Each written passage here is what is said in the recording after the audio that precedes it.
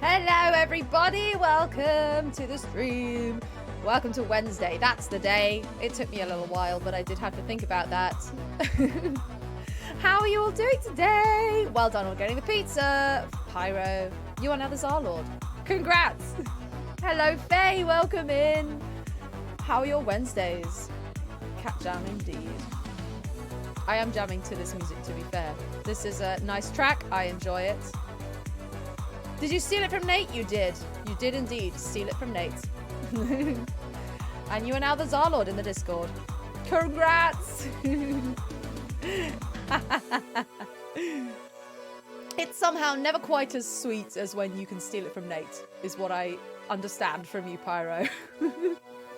I'm sure he feels the same way if he steals it from you. But hey, how are your weeks going? I haven't seen anyone since Sunday. You guys even, not people in general. I have seen people. I hope that your weeks are going well. Mine is off to a long start, and that's just because it's back to work after the Easter holidays. That's all there is to it. I'm lucky to have the Easter holidays off. I say I'm lucky to have the Easter holidays off. I also don't get paid, so there is that. But I don't have to work, so that's nice. I only feel bad when you steal it from anyone else. Aww. Oh, well, don't feel bad. It is there to be stolen.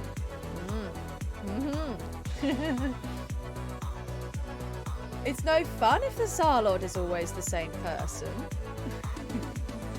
We want it to be different people all the time. But yeah, I've been doing this week because I'm still on this job until next Tuesday. So not long left now, really. It was just an extra week after the Easter holidays. But I'm not with the same person that I was doing it before. I'm now doing it with our director because it was like literally a week and he was doing something else. And they were like, oh, we have another week. We can't hire a whole new person just for another week, just for a week. So I'm with the director. So it's interesting. It's a very different show now that there's a different person doing it. But it's all fun and games. Also, I can't believe it's been literally 3 days and I'm already getting ill again. I can feel it. I have a cough coming. I can feel it. And I'm like, go away. Ooh, a game suggestion. A Hat in Time. Ooh. What is that? It sounds very fun. Because I want you to know that I read A Hat in Time and I immediately thought about Professor Layton in the Lost Future. And if it's anything like that, then I will like it. I do love me a Professor Layton. Oh my gosh, I know there's only been literally like one, not even a teaser trailer, just like a little thing. But I'm so excited for there to be a new Professor Layton game. I know this is not necessarily an excitement that I share with many people, but I'm so excited. I think Mario, but it isn't made by Nintendo. Ah, interesting. Interesting. I will probably be quite bad at that, but that will be fun. Nintendo being extremely bitchy? I mean, they're normally bitchy, aren't they? Wow. Captions are censoring my language now. Is that a setting? It didn't do that before. Ignore the fact that I'm looking at the settings. Oh, wait, where's it gone? There was a... It's off! Censorship is off. It shouldn't be doing that. Rude. How dare you censor me without my permission? I see you're making content on our games. We're going to give you a channel strike for it. Nah. Yeah, I've seen Nintendo have always been pretty terrible on that. It's like Nintendo and Disney are the big ones, aren't they? Most other companies don't particularly care if you're making content about their games. But Nintendo and Disney are like, fuck you! You know. There you go, it's not censoring fuck. But it is censoring bitchy. What? that just, I don't understand. But it's quite funny. Oh dear. Yeah, Nintendo, like, you do have to be careful with making Nintendo content, because like it's always been the same, unfortunately. But hey, I am, however, so very excited for Tears of the Kingdom. I watched the when they released the trailer. I watched the live stream because they happened to be on my Switch at the time, and I was like, oh, I'll just pop over and watch that. You don't play as a hero or a villain, you just play as a person. Fair. Who wants their timepieces back after losing them? Cute. We'll have to look into it. Might be a fun one. But yeah, oh, there's so many games that I want to play, and I don't have enough time to play them. It sucks. I also don't really have the money, but I'm probably going to buy Tears of the Kingdom, and I'm probably going to buy Jedi Survivor, and then I will just be poor for a bit, because buying both of those is probably going to be about £100. It's fine. It's all good. I spent more than that going to Star Wars Celebration for one day, so yeah, it's fine. Why must games be expensive? I agree. But they're two games that I'm so incredibly excited about, and I can't possibly not buy one of them, you know? Though I was looking at the system requirements for Jedi Survivor earlier today, and I was really confused because I'm bad at computers. I'm not bad at computers. I don't have the understanding of parts that I should do, really. So I kind of know the very, very basics, but like the minimum processor was an i7. I have an i5. And I was like, oh, well, mine's not going to be good enough. But I think mine is actually slightly better than the minimum one. Because it's a higher spec i5 or something. I don't know.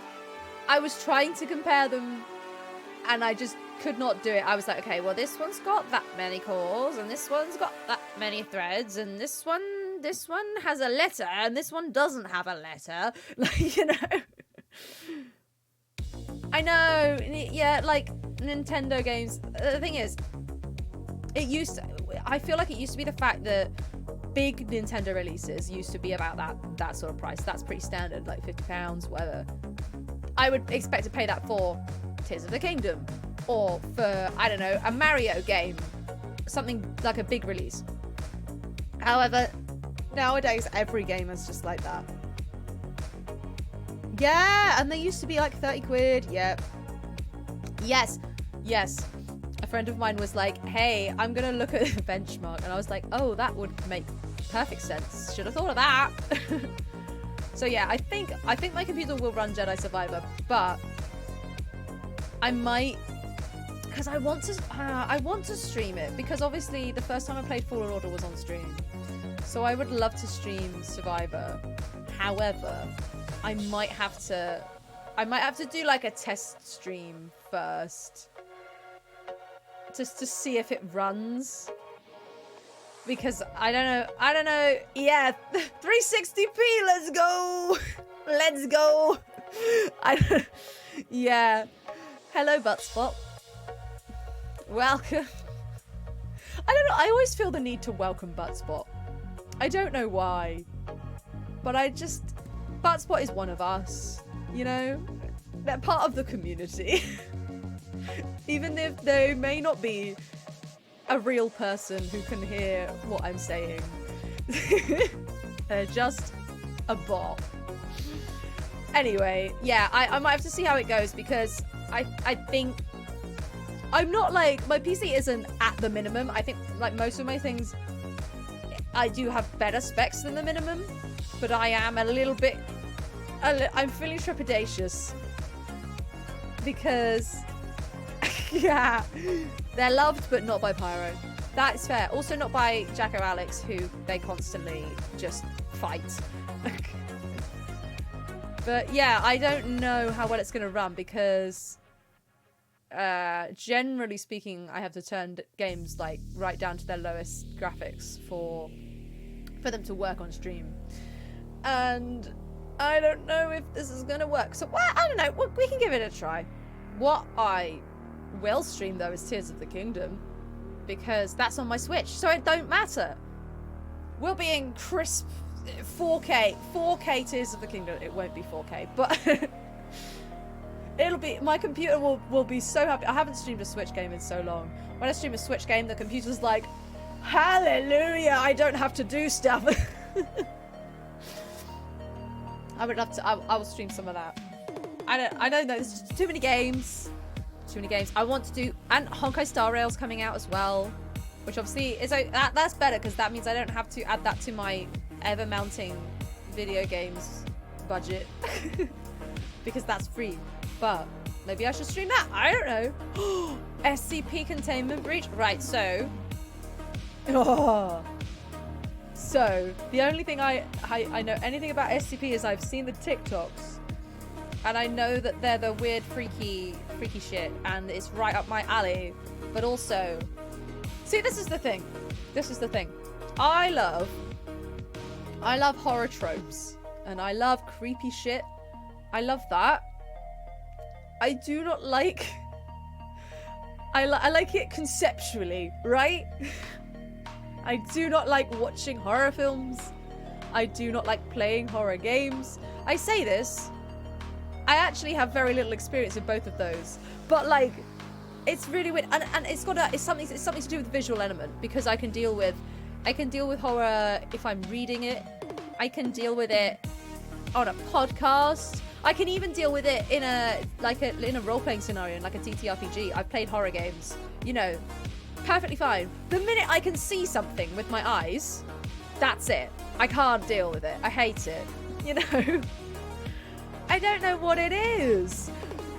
But I should play. I feel like I should. I've never actually played a horror game. The only horror game that I think I've ever played, unless you count Little Hope, which I kind of don't.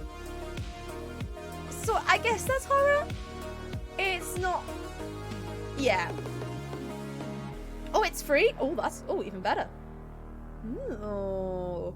Pyro, put these in the Discord in the suggestion box, otherwise I will forget. I am neurotypical and I'm capable of remembering things.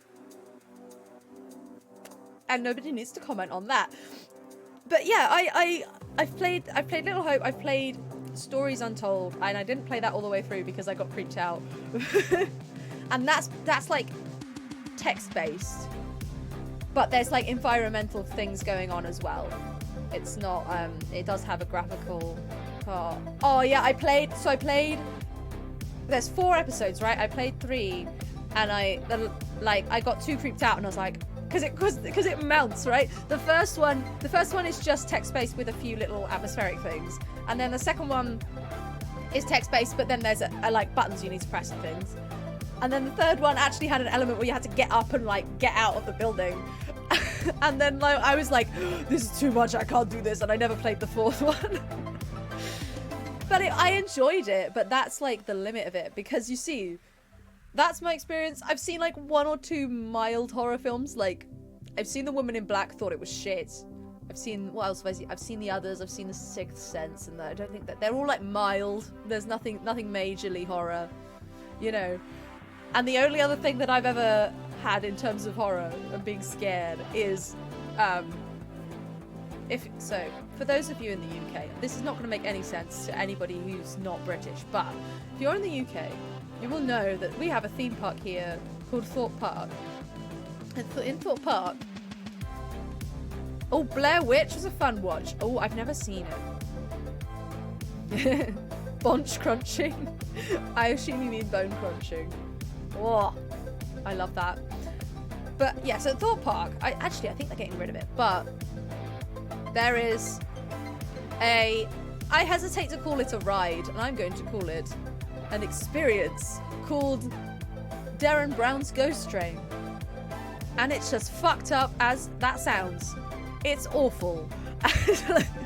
It's amazing. It's amazing from a technological point of view. It's all VR, but it's like it's in a train car, and you actually like they've gotten like it's a proper train car that you get in, and you put the VR, and there's a little bit of it that's not in VR, that's in Meat Space as well, but it's mostly VR. So it's amazing technologically. It was a really interesting sort of dramatic. I don't know what the word is.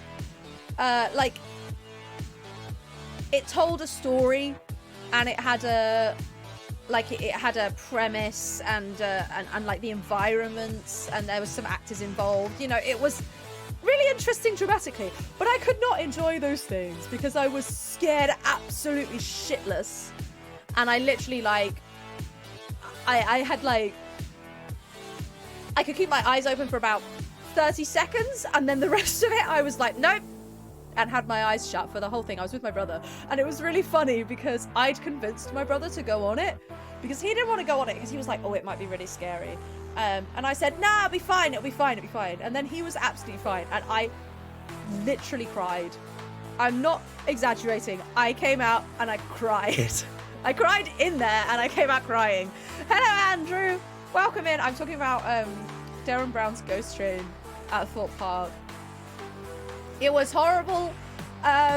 It was just so awful, and I literally like, and because it's the VR as well, like I've only used VR a few times, and that's one of them, and it was awful. It's so immersive, and so no, it's the Ghost Train at Thorpe Park. Darren Brown helped design it, and it's branded, but it's like. It's so horrible. I had to like, because when you put the headset on, because it's all one thing, you're always wherever you are sitting in the train. Once you put the headset on, the perspective is as if you're sitting in the middle of the train. And at one point, I was sitting right at the end, and so I was trying to like convince my brain, going, look, it's not real. You're being fucking stupid, like by like tapping the side of the like wall, because I knew there was a wall here, but because I was in the VR sitting in the middle of the train, it looked like there wasn't a wall there. So I kept like hitting the wall, trying to convince myself that that the wall was there, and it didn't work. And then oh, it was a time. Yeah, I think it was karma. You're right. So. What happened was, and this was the one thing that I fully accept the responsibility of most of this is entirely my own fault. However, they did touch you, and they didn't warn. They're much better now. Nowadays, they always warn you if you're gonna get touched, but they didn't warn you that the actors or the staff might touch you. And what happened was because we had the headsets on, obviously we couldn't see any of them, and they would run up and down the car and like pinch your legs and things. And because I didn't have anyone sitting next to me, they literally would come in and pinch my neck, and I can't see them, so I didn't know they were there. And that was like, I have a very big no-no on people touching me without permission. I mean, generally speaking, you should not touch people without permission. That's just a rule that you should have in life. But I have a really, like, I can't deal with it. And so I was already scared shitless, but I was maintaining the water in my eyes, let's put it that way. And that was the point where I was like, okay, I'm actually upset now, you know, and I cried, and then I started crying more because in my sorry state, and this little brain that has a little bit of anxiety, then got convinced that because I was crying, the water was going to get into their headset and break it.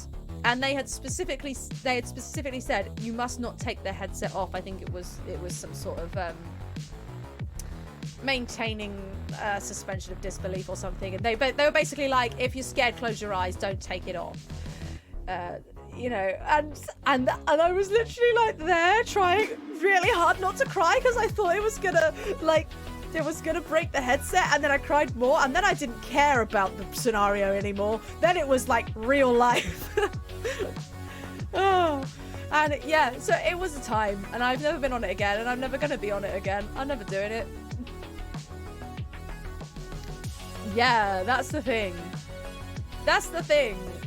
I think like I know someone who has worked at Thorpe Park as a scare actor, because what they do in the autumn, in like October time, they do Fright Nights and they do a lot of horror stuff.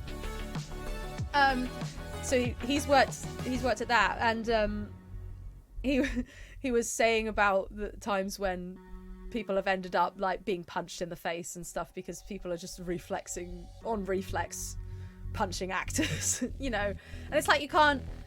And he was like, there's a big difference. You can always tell there's a big difference between somebody doing it on reflex and somebody actually being a dick. And so it was kind of easy for them to identify. If you punch an actor because you're a dick, then you're gonna get thrown out the park. If you punch an actor on reflex, you'll be cut some slack. But yeah, I'm like, scare acting would be fun. I'd like to be on the other side of it. I feel like I'd be all right with that. I don't want to get punched in the face though. But yeah, I'd love, like, this is the thing. I'd love to enjoy more horror stuff because I like the tropes and I like it conceptually.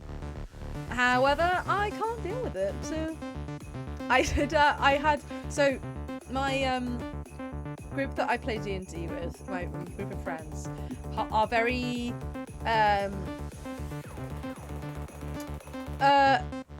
let's just say out of all of them, I probably like horror the most. And so I liked when I run games, I like to have creepy stuff in there somewhere. I like it to be a bit creepy. And Mosey, hello, welcome in. How are you? How's it going? I'm talking about running. I'm talking about running horror. I say horror games. I've never. The closest I've got to running a horror game was I ran Monster of the Week one shot for this same group, but because they're very like, they don't like gore, and you know, everything has to be quite tame on that front, and that's fine. That's just what people prefer. So I used that as like a litmus test. Let's see, how far can I push it? And well, not how far can I push it, but like, I was like, I think the line is here. Let's hope it is. And trying to figure out exactly where the line was. And when I had like, one of the characters opened a crate that they'd found, and there was dead bodies in there. That was the plan all along. And I was like, yeah, you open the crate, there's 3 bodies in there. Very nonchalantly. And she just went, ah! And I was like, oh, I thought the line was here. The line's here. That's fine. And just dial it down a notch. You know, I have no idea where this story started. I had a point. I've lost it completely. Oh, that was it. On Monday, I'm running a long-running campaign for them. I was running that campaign. They were fighting a hag, and I was like, I'm going to make this so upsetting and disgusting. And they were in the sewers, and I was like, right. I know that these guys aren't a fan of, like, horror tropes or gore and stuff, but I can just be fucking disgusting because they're in a sewer. And so I was like, here we go. We've got some horrible giant rats with pus all over them, and like, this hag is going to be so horrible and disgusting. And that's what I went with. And they were all like, ah. Just remembered I can watch people I know on my work computer and they can't stop me. Yep, Mosey, you're not wrong. I think it every single time I hear this piece of music, I'm like, just because you've changed like 3 notes doesn't mean you haven't ripped off a tune, right? Finding the line equals my life philosophy. You know what? Fair. But Spot, don't be rude. Well, yeah, that's true. It depends on where you're working, I guess. If you were doing that where I work, you would probably get in trouble. But yeah, it does depend. Anywho, I've been speaking too long already, haven't I? I do this every stream. Shall we actually do something? Do some stream raiders. Let's do stream raiders. The event ended, sadly. Guess who's better at hiding my computer than my IT guy? Lol. Right, this one is called Raider Oasis. It is a very easy challenge level. An active outpost of the Wasteland Rider that contains vital supplies. Okay, fine. What's this? What does it do? Fog machine, fortify. What? A machine of churning liquid which releases gas into the surrounding air. Ugh. Units nearby the machine take 30% increased damage. Oh, we want to destroy those. Oh, we want to be near them then. What do I need to place? Flying rogues. Where's the flying rogue? There it is. Go, get them. All right, everyone. If you want to join our Stream Raiders team, go to the link in chat. It's also right up here at the top of the screen. And you can place one unit every 5 minutes. After half an hour, they shall all battle it out, and hopefully they will go the direction that we want them to. But sometimes they don't. Yep, there is that. There is that.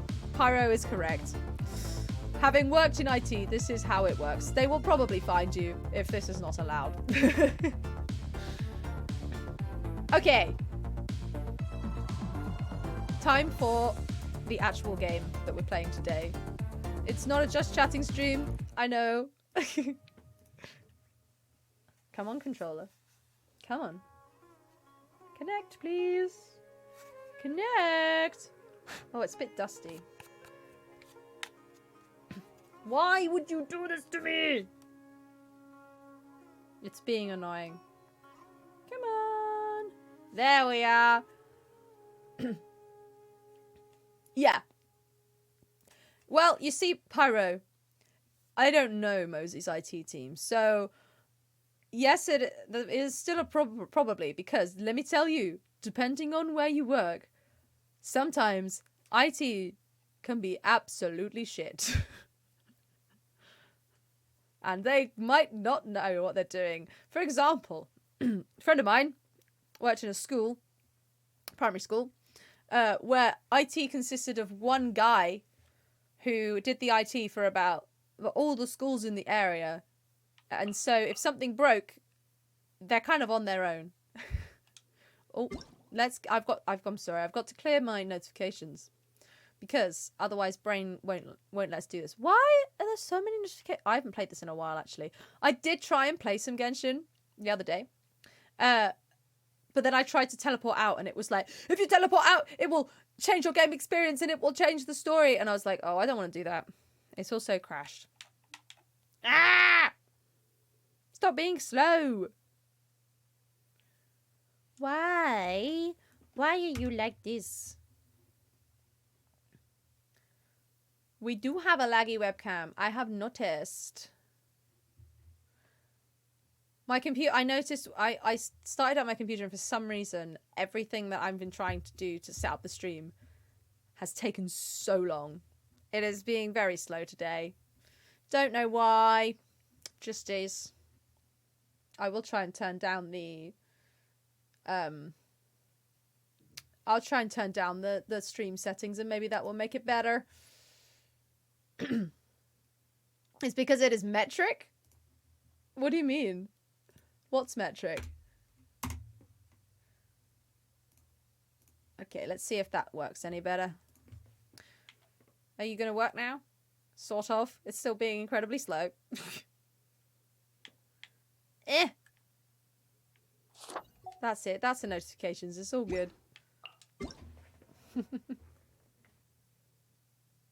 A band from Canada? What, metric? I don't know this band. I will have all of those. Thank you very much. What's going on here? What's this? Why is there a notification? No. I don't want to go to the official Genshin Impact community. I just want to clear the notifications. There we go. Sorted. Nice. Okay, well, we're not going to do that. We're not going to do the events because I haven't finished the story yet. Oh, funny that. Is that it? No. There we go. That'll be it. Is that cleared? Fantastic. Metric is the band that sang the song that Clash at Demon Head sung in the Scott Pilgrim movie. Oh, I didn't know that. Interesting. I haven't seen that film in a long time. Right. What is the story quest that we're doing? The end of the Sub-Zero's festival. Oh, we have to talk to Faris, the Knight of Flowers. Okay. Okie dokie. Okie dokie. Oh. Hang on. I'm just going to do some things that I hope will make the stream run a bit quicker. There we go. Let me know if it is being funny. So hopefully we're going to break out of this time loop that we've randomly found ourselves in. Because Faris, the Knight of Flowers, might be... This is whose dream it is. We're in his dream. I think that's the theory. And if we can convince him that he is in a dream, then he'll wake up and then we'll all get to wake up and we won't die. Like Dunya said. Be nice not to die. I don't particularly want my dreams harvested and then to die. You're back. I am. You left in a hurry last time. Is everything okay? Yes. Everything's fine. Just, it's a little hard to explain. Would you mind taking part in a little experiment with us? Good plan. An experiment? That came out of nowhere. I'm listening, though. What do you need me to do? Oh, is she going to get him to use the knowledge thing that we had? Make a wish? Oh. Imagine your wish coming true before your very eyes. You want me to make a wish? Is that a new Sub-Zero's festival tradition or something? Let's just do it. Less questions! More wishing! Okay. My wish. Okay. I'm a little nervous saying this out loud, but I want Miss Dunyarzad to be happy. That's not possible, because she died. Oh. I noticed earlier that she looked a bit down, and she wasn't really talking to anyone. Oh. She just doesn't seem like herself. She's always so gentle and kind, and all the kids love her. Oh no. I've also wondered if the reason she asked me to be Faris Knight of Flowers is because I'm special to her, or something. So, you have a crush on Dunyarzad?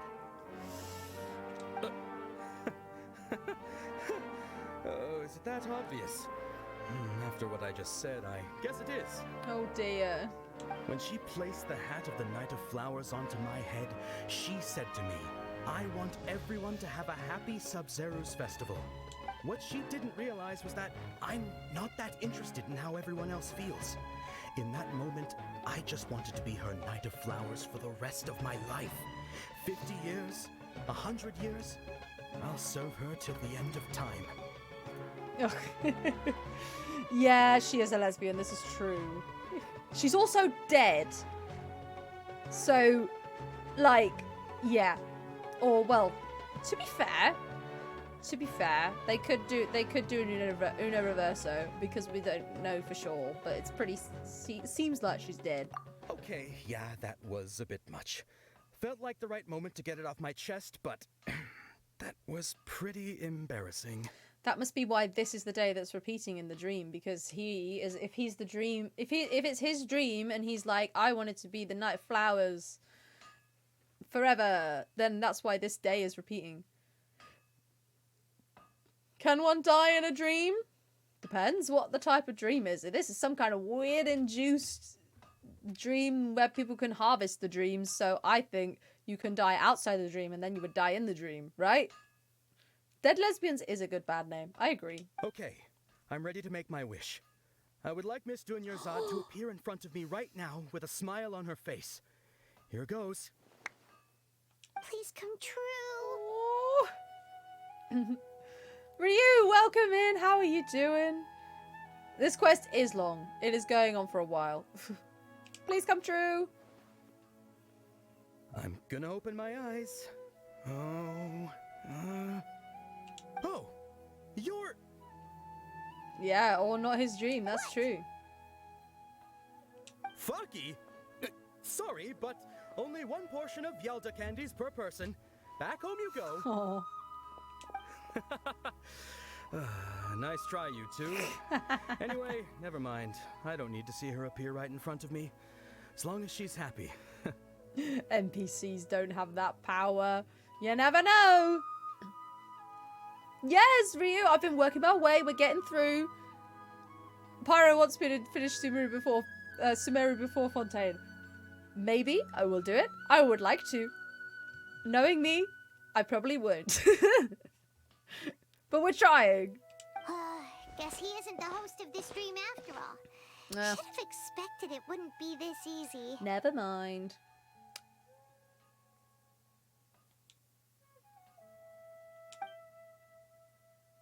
It seems like everyone who knows Dunyarzad loves her.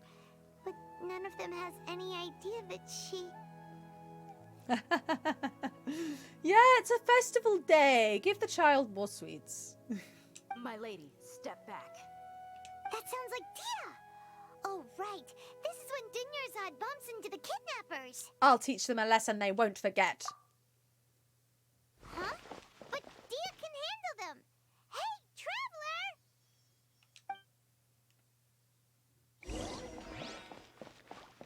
Traveler! Run! Even though I know that will have no bearing on the story, we gotta run. Yeah, the Traveler's just, just quick stress relief. Just, I just want to punch some people. Just let me do it. Punch them. Stab them. Oh, it's you. Great timing. Please take... Leave these guys to me. Hey, this is my job. The homie Yannis pay me, not you. Leave. You... Ugh, fine, all right. Knock yourself out.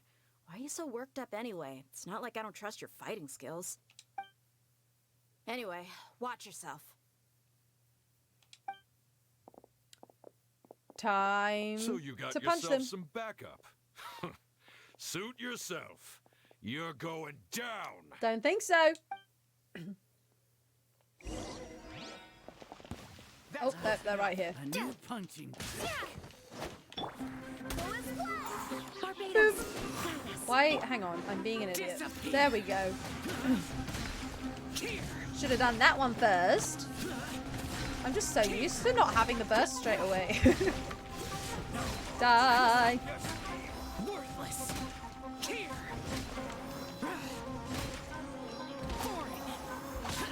Boom.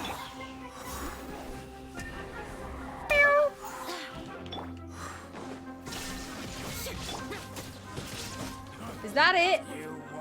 Is there another wave? Oh, there's just one more guy over here. Go on. Go into that guy. Ah. Not quite that fast. Not quite that close, is what I meant to say. Oh, rude. Stabby stab. I swear by my sword. Poof, poof. Come on, come towards me. Why don't you? Ha ha!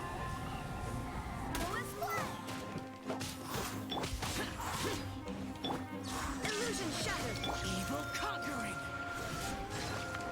Oh, why are you in the doorway? That's annoying. Worthless. There we are.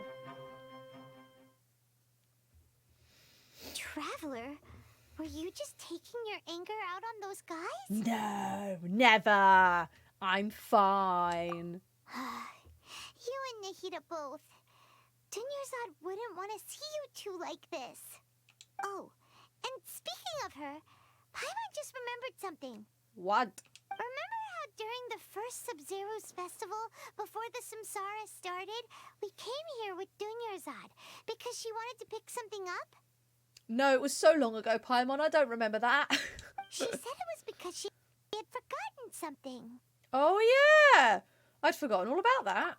Okay, so Paimon's memory is working so far. Anyway, Paimon also remembers that she is staying somewhere around here. She pointed it out to us the night before the Sub-Zero's festival. Mosey, yes, you are correct, and I think that's actually quite generous on the playing the game percentage. Should we check out where the item is? Yeah, even if it's only a tiny clue, it'll probably still help us more than this needle in a haystack search. Well, it's something. This is the place. It's rude to enter other people's spaces without permission, but desperate times call for desperate measures. Okay, Paimon. Hey, the windows are unlocked. Okay, Paimon's gonna take a peek inside. Espionage Paimon. Paimon enters the room and returns a while later, carrying something. Ooh. What? This was only a temporary residence, so there was pretty much nothing inside except this book on the table. Should we open it? Yeah, that's true. The owner is dead. An elegantly written note. After almost 16 days, I was finally able to get these notes written before the Sub-Zero's festival. Once the festival ends, you and Paimon will probably continue your journey immediately, so I was hoping that I'd be able to give this to you before that. This is a compilation of folk legends concerning Lesser Lord Kusanali, created from a series of interviews that I conducted in succession and wrote down. I interviewed so many people, but I'm afraid that there are very few who know much about her. Still, I hope that this will be of use to you in your search for her. Gosh, there's a few of these. Gandharvaville's water supply was once contaminated, forcing everyone to go very far out to get water. But one day, people suddenly found that the water was drinkable again, and some said that a green light was seen near the water source the previous night. Everyone believes that this was the divine power of Lesser Lord Kusanali at work. This sounds quite possible. The decontamination of water sources via natural means probably takes ages. Did Lesser Lord Kusanali appear in Gandharvaville then? Haha, lots of reading, yes. They actually don't have too much reading. There's a lot of reading you can do if you want. There's not a lot of actual reading you have to do. After Mama passed away, I was super afraid of the dark and couldn't sleep, but from one day on, I would hear a voice that would chat with me till I fell asleep. A nice lady told me that Lesser Lord Kusanali must have been watching over me. Poor child. I hope that the Sub-Zero's festival makes him a little happier. This is quite similar to something I experienced back then as well. She is indeed a gentle god. Aww. I like to read the text stuff, though. I must have all of the world building and all of the lore. Honestly, the first time I ever played Skyrim, I read every single book I found, and I gave up on that pretty quickly. There was this one time when I'd had a wee bit too much to drink and couldn't find my way home to save my life. Then, when I turned a corner, I could have sworn I saw Lesser Lord Kusanali. She was very tall and had the most muscular arms, and she caught me when I slipped and fell. The next morning, I found myself sleeping under a tree. I reckon that must have been her looking out for me. I'm not sure this one has that much value as a reference. That was probably just a tree, right? These folk records, appended with Dunyazad's references and opinions, leave every page densely packed. Oh, Mosey, you're too kind. This is, I thank you for that compliment, because the thing is with me, I very much enjoy reading things aloud, and I don't really have much, I don't have a lot of excuses to do it. Nobody really wants to be read to, unless they are a child. Oh my gosh, yes. So I have read most of it myself, not on stream. There's probably a few more bits that I've unlocked since. But I do every now and then go through and read the new ones. Wow. Dunyarzad wrote all of this. Sounds like she was always thinking of us even while we were away. Even though she was also busy preparing for the Sub-Zero's festival and had all her health problems to worry about. She must have wanted to give this to us as a gift on the day of the Sub-Zero's festival, right? She's too lovely. Why did she die? If we hadn't found this book, we never would have known. But now that we know, we can't even thank her. Dunyazad. Most of Signora's lore is pretty much in the Crimson Witch set. Interesting. I shall have to get that set so I can find that out. I think I've got a couple of them. Where are you off to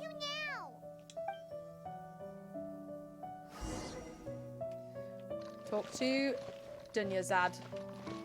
Dunyazad, who's not real Dunyazad, who's the robot dreamscape Dunyazad. Because the real Dunyazad is dead.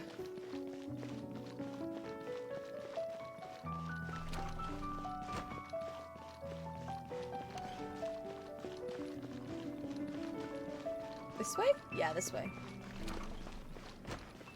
This better have a semi-happy ending. Because I'm sad now. And I have been recently playing a lot of Xenoblade Chronicles 3, so, you know, I don't need to be sad in Genshin as well. Oh, that's a nice shot.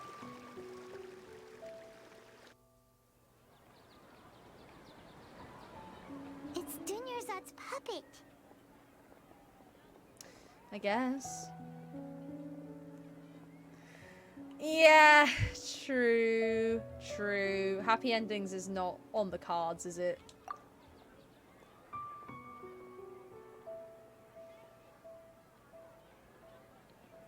Thank you. Traveler? It's nice that the Traveler's actually showing some emotion, though. You must be exhausted. This doesn't happen very often. Come to think of it, we've been stuck in this place for a really, really long time. Heck, even the last time we were chatting happily with Dunyarzad feels like an eternity ago.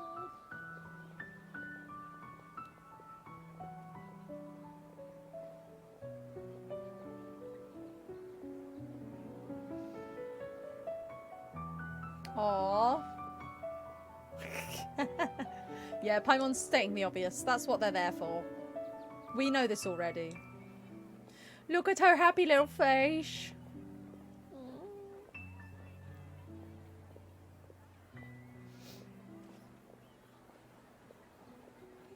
Poor Traveler. Paimon still remembers when we were sitting here, and the way her eyes sparkled when she talked about Nilu's Dance of Sub-Zerus. I can barely recall it now. There will always be frustrations in life, but I know that the point of living is not to leave behind any regrets.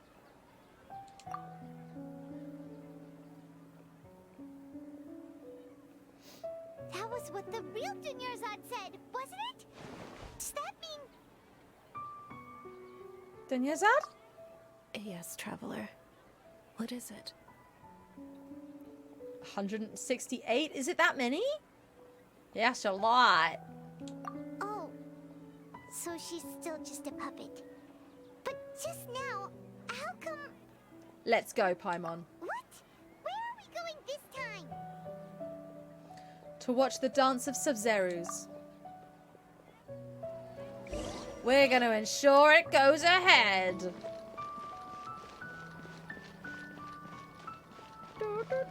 I hope so anyway, because this fucking government of fun-hating Puritans needs to go down. I will topple it.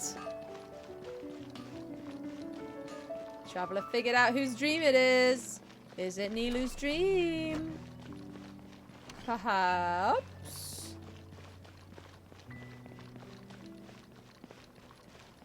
Oh, where am I going? What? Oh, that way. Didn't I say at the start, I was like, well, it's going to be one of our... It's either going to be Dia or Nilu, because these are our main characters. Talking about this game or Florida. We will have to order an investigation into every single event organizer. The Grand Sage has already granted you much leniency. I advise that you exercise tact. How did things turn out like this? Time to punch a Grand Sage! I know I'm probably not going to punch him, but I'd like to.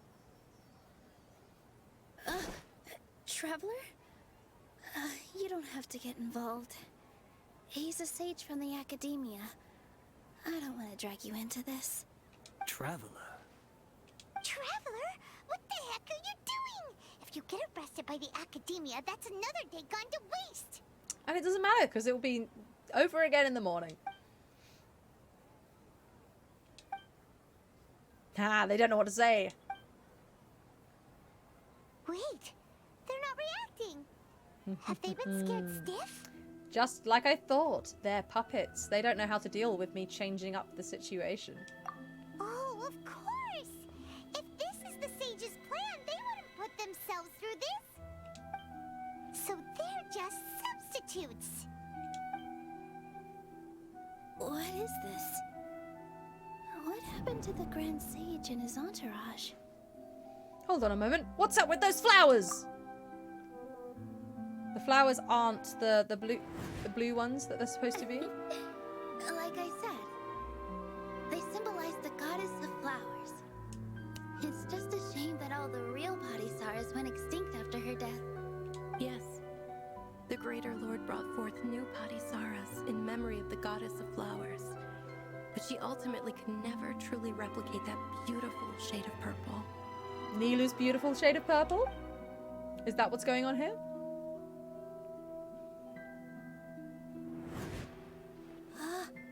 That beautiful shade of purple. Aren't these flowers real Padisaras? Just like the ones from the legend? I didn't even notice. Tanyarzad, did you find these? Yeah, about your girlfriend, Nilu. But didn't you just say all the real flowers went extinct after the goddess of flowers passed away? So, Al? Yeah. What's going on here? Nilu, close your eyes. Huh? Imagine that the Grand Sage and his entourage are not here in front of you. You guys are acting weird. But okay, I'll try.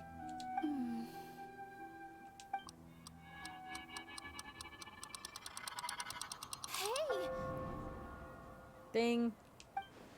Bye! They disappeared! So Nilu's the host! What a surprise! Paimon, we knew it was either going to be Nilu or Dia because they were the only characters that were actually given attention other than Dunyarzad. So... Purple Padisaras don't exist in the real world anymore. But in Nilu's subconscious, they can appear as decorations on the stage. well done. Yeah, Thanos did indeed snap their asses. It's just like the example Nahida told us. People assumed there will be food on a plate, and Nilu assumed there would be real Padisaras in the flower pots. So when you saw the flowers, you instantly knew it was Nilu? Correct. But if we want to end the samsara, we need the host to become aware that they're dreaming. Well, you're discussing this right in front of Nilu, so it can't be that hard. How should we make Nilu realize that? Am I dreaming? Yeah, just tell her. Huh? How did you come to that conclusion? I don't know, Traveler. Maybe because you discussed it in front of her face. So I'm right. Is this Lesser Lord Kusanali responding to our celebration of the Sabzeruz festival? Wrong guess, but you aren't completely wrong either. The point is, what made you think this is a dream? As far as you know, people in Sumeru don't dream, right? Oh yeah, I forgot about that. Yeah, but have you heard the tale of the first sage? To prevent a calamity, he went on a journey to find the Dendro Archon. Yeah, I think I'm with you, Pyro. I'm not sure why, but I think Nilu's dreaming. Yeah. Ooh, sounds familiar. Dunyarzad told us a story like that when we first arrived in Sumeru City. So it was about the first sage, huh? Yep, but in the part you heard, he hadn't become the first sage yet. There's more to the story. I can't remember the story.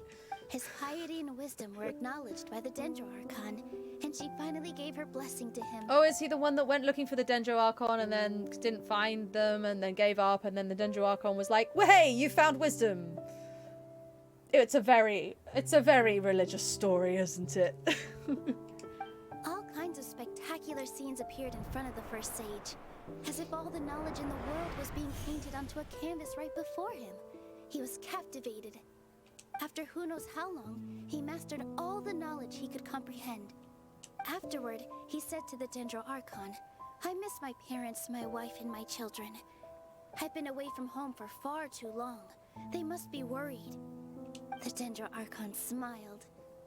The next second, the sage found himself lying in his bed, as if he had just woken up from a dream. Yeah, it was maybe not the most pleasant of shots, I will agree. His wife lying next to him said, "You're off to search for the Dendro Archon today, aren't you? Have a safe journey, my love." Aww. In the end, the first sage took care of many disasters in Sumeru City and founded the Academia. What a happy ending. So, the first sage was dreaming ever since the beginning of the story? He never went on his journey? This doesn't sound very healthy. Yes. But his faith and determination were conveyed to the Dendro Archon, so she blessed him in the form of a dream. Da da da da! Stream Raiders. Let's do it! Oh no! There's literally 4 units. Yike on a bike! This is gonna be interesting. Let's just, you know, Blaze of Glory, let's go. Let's do it. Da, da, da, da. Get them! We're gonna die! We're gonna die so fast.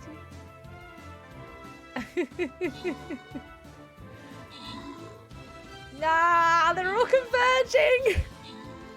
There we go. Oh well, we'll have to try again. Let's do it again. Let's go. Let's go. This is supposed to be very easy. It ain't proven very easy. Hopefully it'll give us slightly less enemies this time. I'll place the War Beast, why not? Let's go here. Alright everyone, join our Stream Raiders team. Go to the link in chat. It's also right here at the top of the page. And you can place a unit every 5 minutes. Place those units. We'll have a fight soon. I promise. There we go. Right, what's going on here then? And why isn't... If she's dreaming and she's realised she's dreaming, why isn't the samsara ended? Why is she telling us this story? Paimon understands where you're coming from now. That's a really interesting connection. But we really gotta wake up soon, like the sage in the story. Now that Nilo is aware of it, this dream should be over soon. I see. Well, it just so happens that today's Sub-Zero's festival is almost over too. Quake allowed you to set your field of view to 170 degrees? Why? That doesn't make sense unless you've got a VR headset. That's disgusting.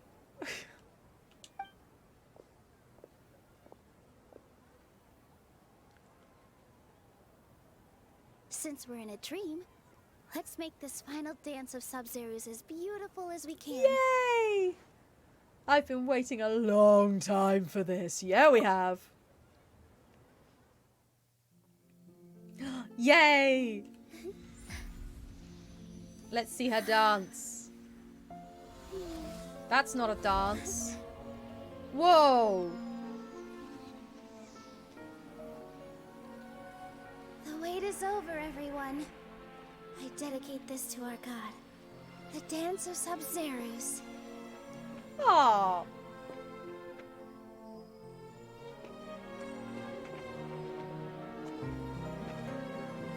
Ah, interesting. Why is it music? She's got this such just beautiful dance, and the music is just like lift music. Whoa! Hello, Awake. Welcome in. How are you doing? 1,000? Why? I'd be lying if I said I had no regrets. What does that even look I like? would have loved to see Nilou's dance. Oh no.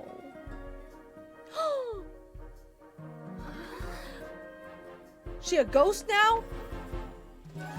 Dream ghost?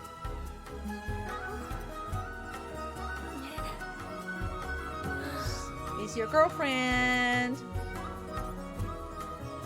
Pretty much 40. Yeah, I know.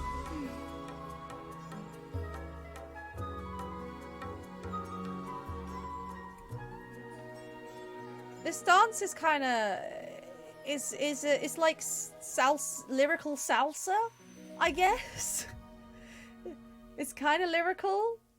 It's not really lyrical.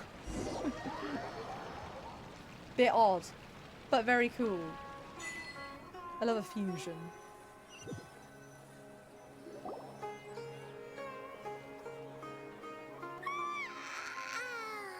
Oh, good morning, traveler.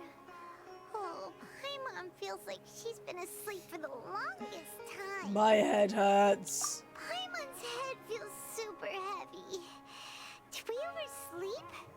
Do you even remember going to sleep last night? Do we then have to have the actual day? Paimon thinks it was after the Sub-Zero's festival. Right, so we have already had that day. It's fine. We don't have to live it again. The Sub-Zero's festival! Whoa! Have we finally escaped from the Sub-Zero Samsara? I remember now! Quick! Take off your Akasha terminal! Quick, let's go see Dunyazad! I think... please don't be dead. She's gonna be dead, though.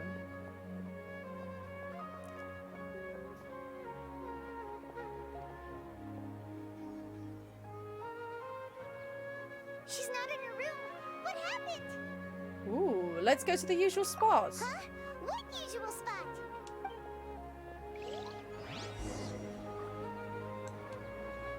Maybe?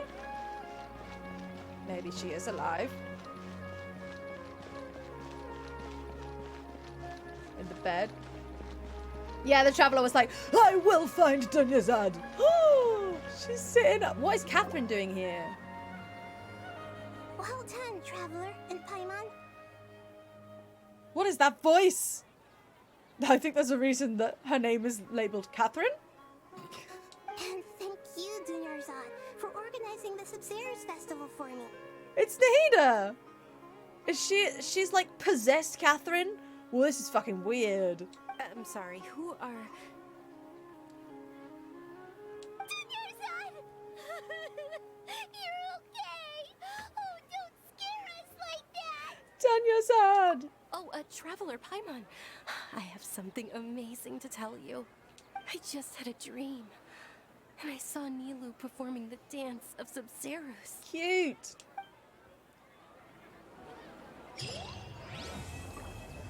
We did it! Okay, Catherine. Ooh. Ooh! I got a constellation? Ooh! Yay. Symbiotic Creeper. After Razor Glass Blade hits an opponent, it will regenerate 3.5 energy for the Traveler. Nice. Thank you. Okay. What's that? Do I got me some rewards? I do.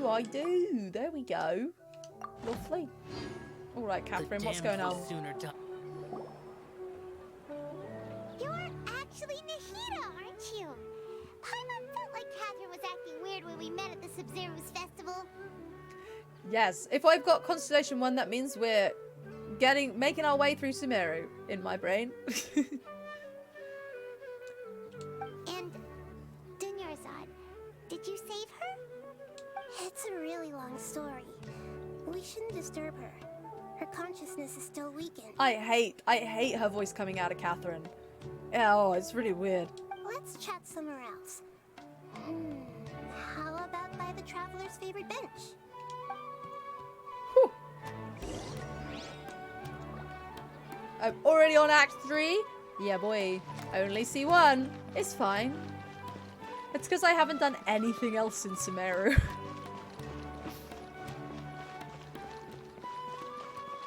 But hey, I've got full... What is it? What am I on for? It's full... It's definitely full on Animo. I think I've got full Constellation for Geo as well, but I don't have the full Electra one. I'm like on 3 or something. Oh gosh, you'd be C3 on at this point in Liyue? I don't know, I didn't pay attention. Oh well, it's fine.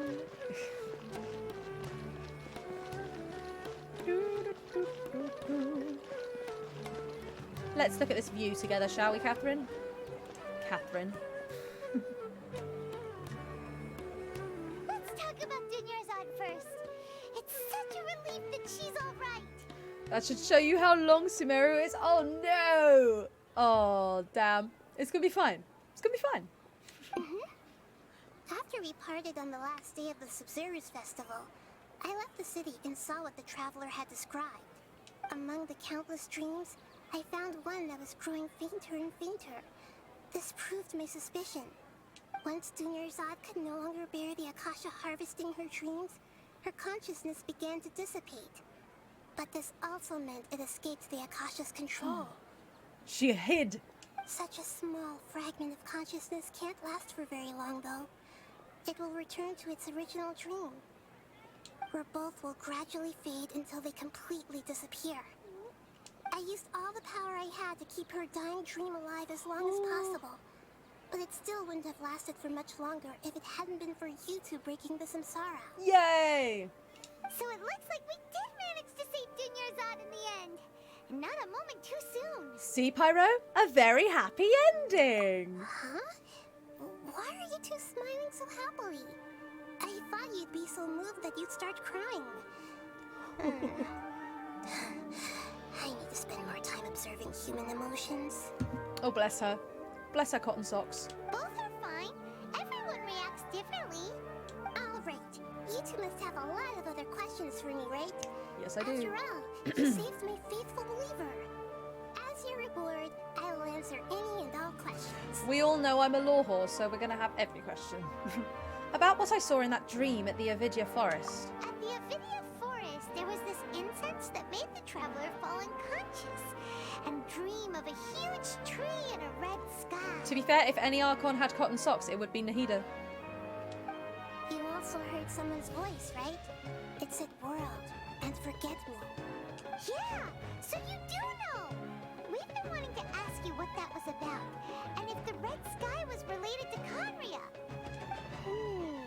It seems like the traveler established a connection to Irminsul.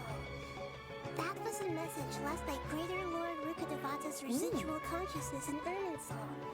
Perhaps her last memory before she died. Interesting. So the sage is doing everything they can to stop the world forgetting Greater Lord Rukkhadevata, despite the fact that it seems that she wants to be forgotten. As you two probably Or wanted, know, I guess. Greater Lord Rukkhadevata disappeared after the disaster in Conria. The timings of these events do line up, so your suspicions are reasonable. Oh yeah, that would make perfect sense for Irminsul to be in the Abyss, and I'm sure it's absolutely nothing to worry about. Who knows? A message from Greater Lord Rukkhadevata? We thought it was from King Deshret. King Deshret? That god who died even longer ago? Some present-day desert dwellers still worship him. You probably just heard some of their conspiracies. Okay, so what does the message mean? I still haven't managed to decipher it. Even the Akasha isn't currently capable of doing that. Everyone keeps saying, what could this message possibly mean? And I'm like, but if the message is world forget me, then somebody wants the world to forget them. It's pretty simple. Greater Lord Rukkhadevata's residual consciousness in Irminsul seems to be contaminated with something that has a very dangerous aura to it. That would explain the weird possession of that guy. Many devoted scholars go mad as soon as they connect their consciousness. I've warned the academia about this many times, but people still keep falling victim to it. But I believe this is the key to saving Irminsul. That's why I've kept trying to decipher it. So the tree in the vision was Irminsul? Oh, Tainari also said that Irminsul is sick. Is it because of the contaminated consciousness? That sounds like it could be. But even if you can't figure out what that vision was all about, it seems like our search for you was all in vain. The traveler wasn't affected after coming in contact with that consciousness. I've never seen anyone like that. With you here, we may have a chance at deciphering it. Wait, so does every scholar that connects with Irminsul go mad? Is that what's going on here? I'm confused. No, We must decipher its secrets. I've already eliminated all other factors that might affect Irminsul. This is the only one left. This puzzle has life and death at stake. It could determine Irminsul's fate, as well as Tevat's. Why is it that every time we meet one of the Archons, one of the questions isn't, where's my brother? She's like, I'm gonna meet all the Archons, and I'm gonna see if they know anything about where my brother is. And she never actually asks them. Like, come on. Oh, because the message has some weird pauses. I see. That would make sense. That's fair. That makes sense. Now, why do you look like Catherine? To be accurate, I'm using the Akasha as a medium to occupy Catherine's consciousness. Red flag! Whoa! Nahida, you can't just do that to people! Oh my god! I mean, aside from the fact that Catherine is probably not a real person and is a robot, but it's fine. How did you do that? Poor Catherine. Does this mean you can also occupy other people's consciousnesses? Theoretically, I can enter anyone's mind as long as they're wearing their Akasha terminal. Oh god, at which point this Nahida immediately becomes the scariest Archon. Bloody hell. The Akasha is the legacy of Greater Lord Rukkhadevata. As Lesser Lord Kusanali and the first Akasha terminal, my consciousness has always been linked to the Akasha. Oh yeah, yes. No, you're right. We did ask Venti, and Venti was as useless as he normally is. He was preoccupied with her dying sister. That's fair. But we never actually asked, eh? We just went, I guess she was busy. Unless the only purpose of this exercise is to meet each of them to ascertain who the god was in the very beginning of the game. Which I think is probably safe to assume that if it is one of the seven, it's probably our lovely Snezhnayan friend, I would imagine. But it might not be one of the seven. Who knows? It'll be a long time before we find that out. I've always respected my people's free will, so I've never actually occupied their consciousness. Thank you. When necessary, I just borrow this bionic Snezhnayan puppet. It is revealed! Our suspicions are correct. During Act 2 of Zhongli's story quest, the dude pretty much told us he couldn't tell us because of his contract with the gods. Okay, well, it will surprise no one to learn I have not done that quest yet. Hold on. Did we just learn some deep, dark secret? So Catherine is... No. Wonder Paimon felt something was off about her. Snezhnaya is spying on everything. I think that's what's going on. Through Catherine. What about your own body? Why do you need to borrow other people's? Don't you live in the sanctuary of Suristana? Reed, don't you be imprisoned in the sanctuary of Suristana? That story begins a long time ago. After Greater Lord Rukkhadevata disappeared, the sages found my newly born self and took me back to Sumeru. At that time, I was young and weak. The sages kept me in the sanctuary of Suristana, ostensibly for the sake of protecting me. But I've hardly heard from them since. However, I do understand that they had hoped to find Greater Lord Rukkhadevata instead of me, a symbol of her passing. So, the sages basically put their new Archon under house arrest? How dare they! Why don't you teach them a lesson, Nahida? Yeah, punch them. They deserve In it. some ways, they aren't wrong. Greater Lord Rukkhadevata was omniscient and omnipotent. Even after her death, the Akasha is still empowering this nation. So what we're seeing here is Nahida just suffers from... the phrase has left my brain. A lack of self-confidence. Why did that phrase leave my brain? Oh dear, I'm tired. And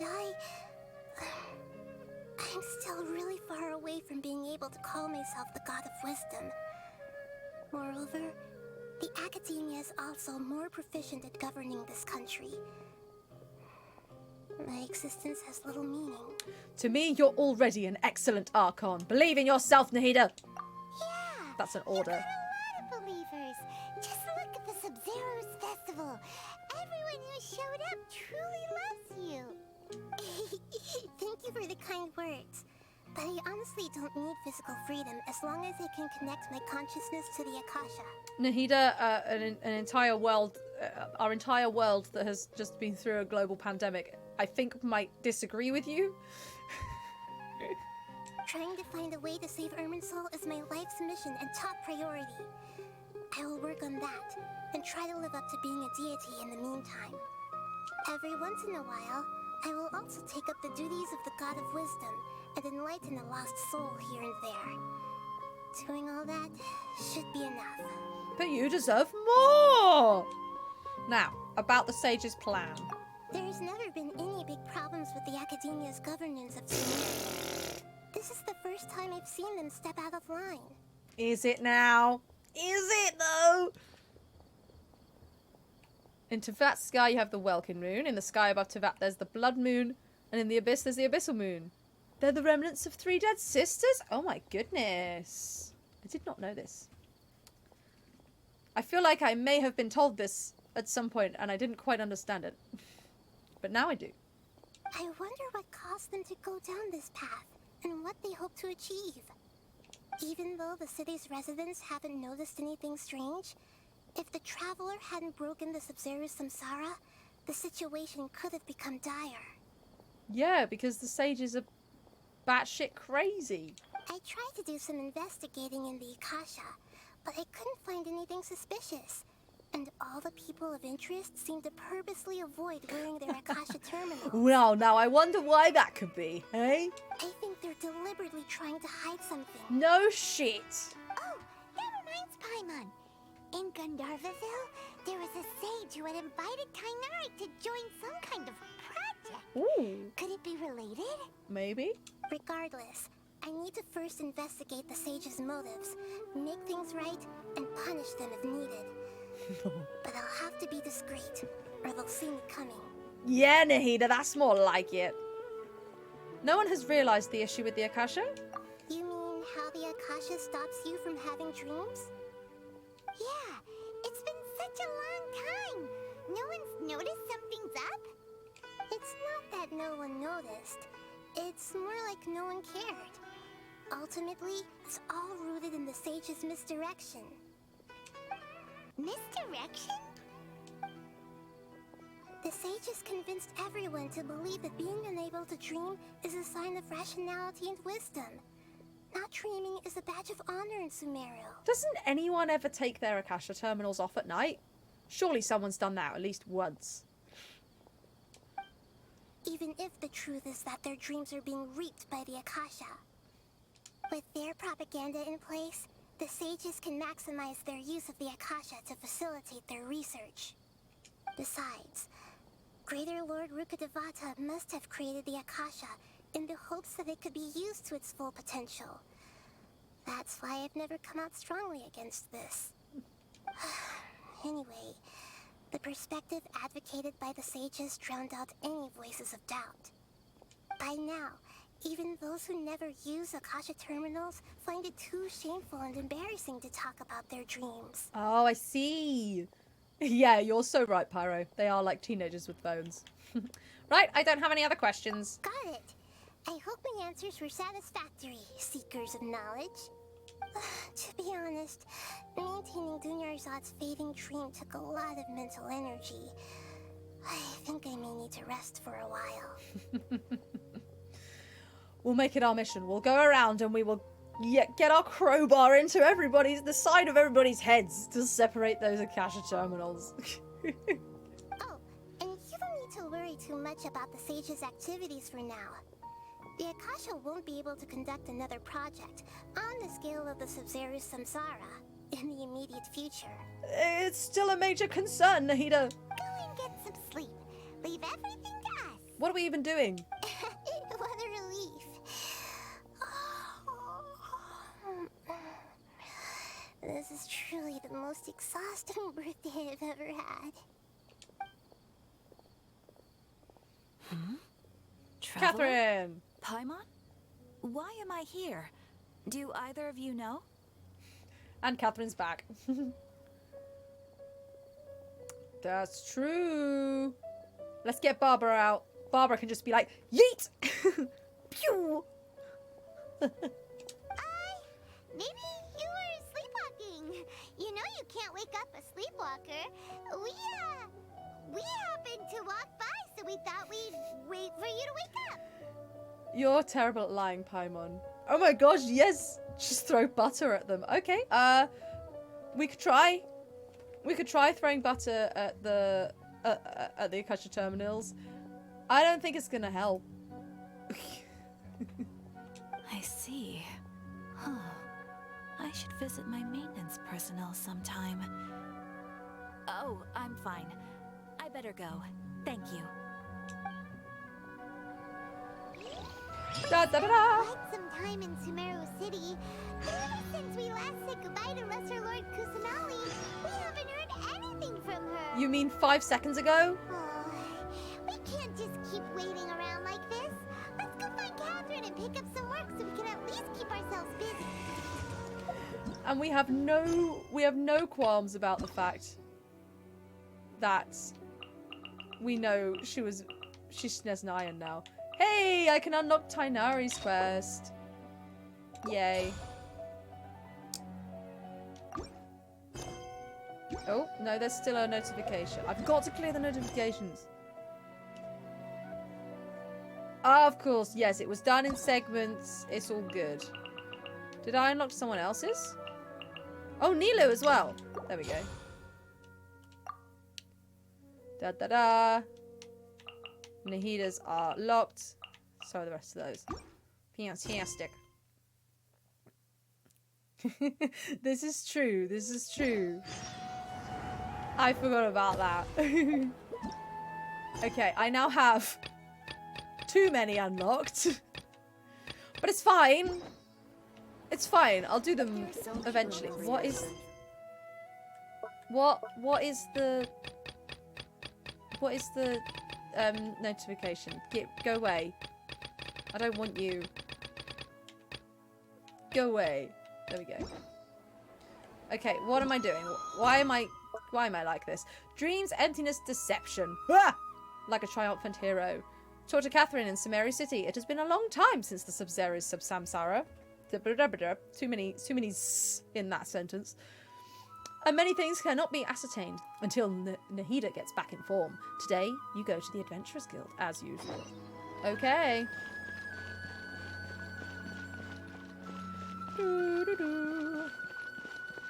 Hello, Catherine. She's looking at the burb. Ad Astra Avisask. We meet again, you two.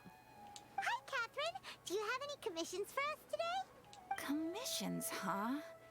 Let me think. Oh, how about this?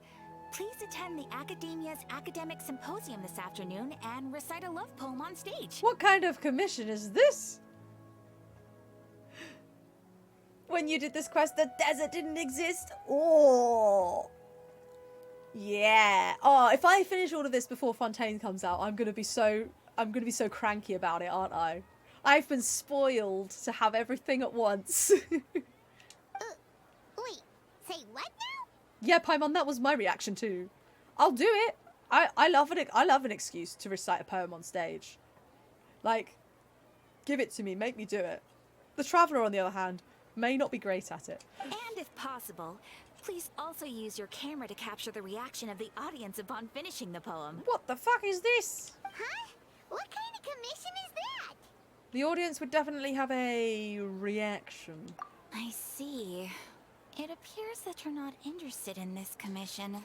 No. In that case, please go to Port Armos and convince the Eremites there to spend some time volunteering at the local orphanage.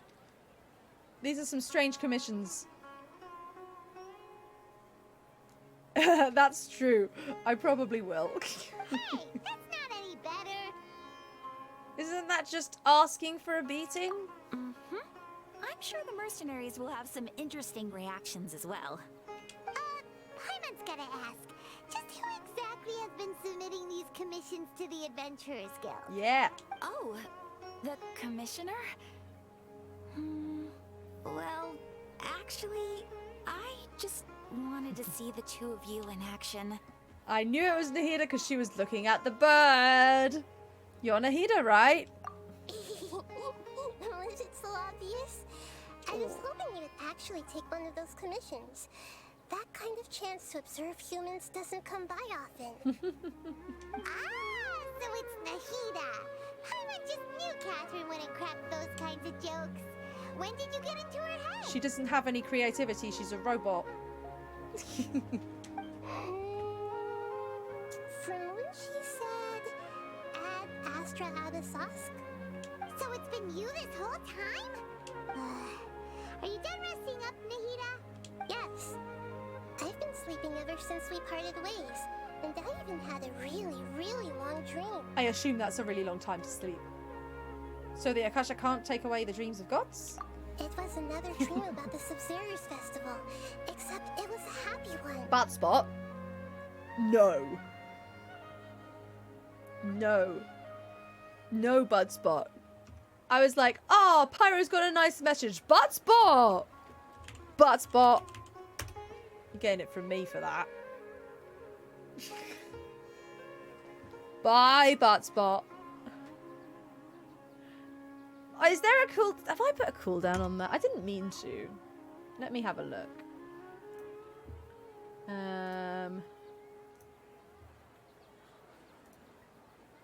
Oh, no, it doesn't have a cooldown. I don't know why then. Hey, what? Stream Raiders? Okay. Doink. Let's have it. Let's have it. Oh, this is not much better. Oh no, I'm going to protect us this time instead. Let's go about here. We'll try. It'll be fine, right? It'll be fine. Oh, we just like immediately died. I was hoping they'd go the other way and attack the thing, but it didn't work out. But that's fine, because we've got plenty of retry tokens. Because the refresh for the retry tokens is half an hour, you can literally never run out unless you skip the timer. So here we are. We'll just try it again. Simple as that. Can I do the flying rogue yet? No. Okay, fine. What else could I put in? What else could I put in? I have a very high level rogue. Let's try a rogue. From the top. Let's go. Place those units, everyone. Go to the link in chat. It's also at the top of the screen. You can join the Stream Raiders team and help us win the next battle. Please help us win the next battle. I want to win. Yeah, why must the Sumeru education system bully them? That's very rude. It's very rude indeed. They could have so much of a force for good, and yet they choose this. In my dream, I was sitting in the middle of a flower terrace, and everyone in Sumeru City was holding hands as they danced in circles around me. They danced round and round, and everyone looked really happy. That's really sweet. I also got to sit on a gigantic flower carriage. Ferris, the Knight of Flowers, raised me really, really high above the ground, and I was throwing an endless amount of Yalda candies at the children. Why do I get the feeling this is a memory, perhaps? Or how it's supposed to be, or something like that? I don't know. Nahida, maybe your dream is how the Sub-Zero's festival really should be. It's meant to be a joyous time where everyone gets together to celebrate your birthday. Yeah. That's true. We will ignore that fact. Nahida could... The thing is, you know, the thing that's trapping Nahida is not a physical lock. The thing that's trapping Nahida is the social conditioning that has convinced her that she deserves this. That's what's keeping her in. Well, yes, that too. Also ethics. Yeah, but in reality... Huh? Wasn't I describing a really happy dream? Why are you both looking at me like that? Wait, could this be an example of the emotion known as pity? You're onto something, Nahida. No, we aren't pitying you. That would only make everything worse. We just don't want you to feel too sad. No, you've got to be honest with her, otherwise she's not going to know how to read emotions at all, Paimon. By the way, have you had a chance to visit Dunyarzad? How's she doing? The Homianis haven't allowed any visitors after the festival, so we haven't been able to check on her. Yes, I paid her a visit right after I woke up. She was resting at the time. Her condition is stabilized. However, since Elazar is a manifestation of the withering on the human body, we can only cure it by finding a way to take care of Irminsul's own withering. That is quite an undertaking. But for the moment, our top focus should still be figuring out what the sages are up to and what they're planning. I agree. Right. Who knows what'll happen if they manage to pull off another scheme like the Samsara of the Sub-Zero's festival. So our first priority should be investigating and putting a stop to the sages' activities. As for how we should pull that off, let's discuss it somewhere else. There are too many adventurers around here. Well, we are at the Adventurers Guild. Oh, good point. Sorry, adventurers. We're gonna be borrowing Catherine for a little while.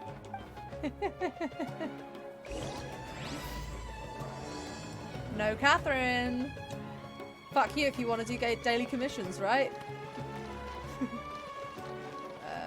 Down here? Oh, here. Wow, we had to go really far. Let's continue our chat here. Wow, we're so far away from the Adventurers Guild. I bet there aren't any adventurers hanging around here. Definitely not. Okay, so do you have any ideas on how we can investigate the sages, Nahida? Actually, I've already done a little bit of work on that. But for now, I want to hear your thoughts. We're telling them to possess people? No, she doesn't want to do that. We know that. We could grab someone close to the sages and question them? We're in the dark as of now. Since we still don't know anything about their goals, any rash move could tip them off and lead to terrible consequences. After all, every person in Sumeru City is one of their hostages. Yikes. Oh, okay. It's got to be possessing. Possess a key figure in the academia. Bad move. Possess a student and infiltrate the sage's quarters. No way, that's too risky. You mean it'd be too easy to get caught? No, it's not that. We shouldn't involve innocent students in this. I agree. A single mistake could completely ruin their lives. Doing that would be ignoring the safety of my people for my own selfish goals. How is that any different from what the sages are doing? So is this an illusion of choice situation where I just have to pick the correct one? That's a good point. Spoken like the god of Sumeru. Possess a key figure in the academia. I've already tried that. But all the key members of the academia, even the core of 30 guards, intentionally avoid wearing their Akasha terminals. So none of those were correct, and it just wants to bully me. It seems that from the very beginning, they've been guarding against info leaks from the Akasha. Of course, it could also be because they're wary of me. Have you already caught the sage's attention? I'm guessing not yet. But distrusting me would make perfect sense if they've ever paid attention to the urban legends about me. What urban legends? In any case, I probably can't take over their minds directly. I can't think of anything else. Are we really out of ideas? Yep, we're done, Paimon. Nahida, you're super smart, so you already have something in mind, right? Don't keep us in suspense. Spill the beans already. According to a popular theory from the Bahumana Darshan of the Academia, rejecting impractical motions at the beginning of a planning session will give more weight to the actual proposal. Oh my god. Okay, but aren't you the god of wisdom? You don't have to use that kind of gimmick to make us take your ideas seriously. I've been thinking that if I can't directly possess the leaders, and if I can't get ordinary people involved, Is she gonna possess us? then I should find someone who's already involved, but hasn't decided to side with the sages. You're saying we should recruit a spy? That does sound like it could work. That's a very specific subset of people, though. Oh, before coming back, we met someone named Alhaitham. He seems like he acts alone, and he likes doing stuff behind the Academia's back. They probably aren't in cahoots. Okay, please don't possess Alhaitham. Actually, I already have someone in mind. Do you still remember that female scholar named Sataria? What? She was a dick. But why? Sataria. Paimon remembers now. Isn't she the one who's always trailing behind the Grand Sage of the Academia? We ran into her basically every time the Sub-Zero's festival repeated itself. You could even say we're old enemies by now. I mean, we didn't really directly interact with her, did we? Paimon still remembers the smug and mean way she always spoke to Nilu. Exactly, she was a dick.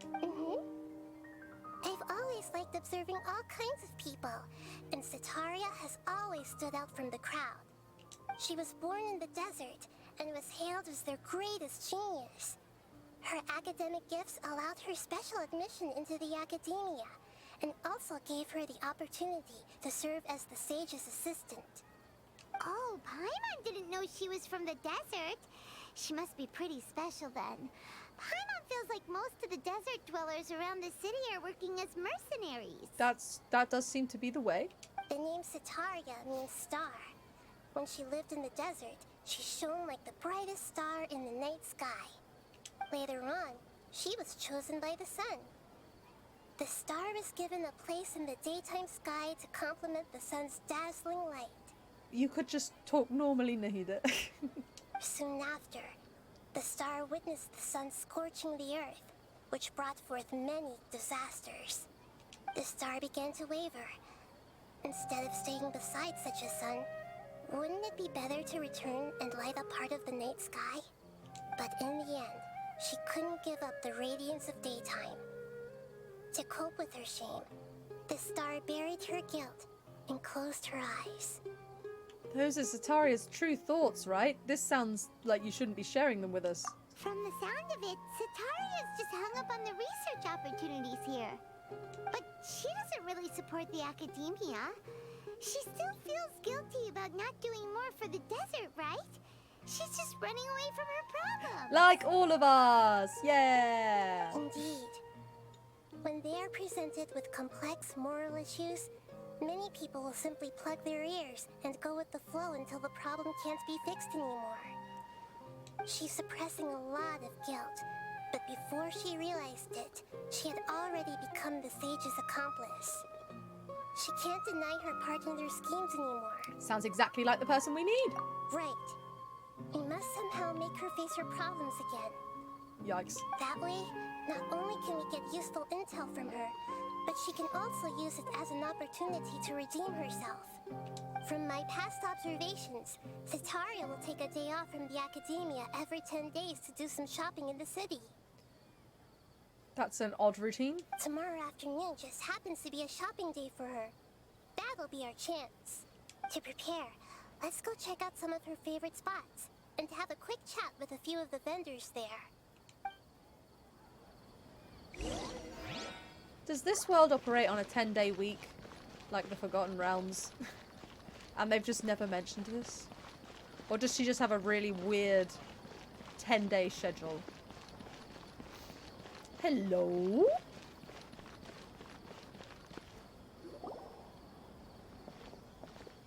This should be Sataria's favorite fortune-telling spot. So should we ask the fortune teller about Sataria? A very rational sage doesn't seem like the sort of person that would like fortune telling. No, I already have enough information on Sataria. The most important thing now is for you to pay attention to the vendor's talking style and key characteristics. Talking style and key characteristics? My poor lost lambs. Have you become troubled over your fates? The divine voice of wisdom often echoes between mine ears. If thou be blessed today by the gods, I may be able to show you the way. This is not creepy at all. Huh? Really? Nahida, you've been whispering things to her? Shh. My friend here has some doubts regarding her future. Can we get a fortune reading for her? Of course, of course. In that case... I'm a little confused. It would seem that Harut and Marut are quite wary of you. Perhaps, at some time in the past, you have somehow offended the gods. Me? No. Never. It's fine. Only mocking the god of Animo, questioning the lord of Geo's financial savviness, and brawling with the god of Electro. Do those count? Oh, nothing.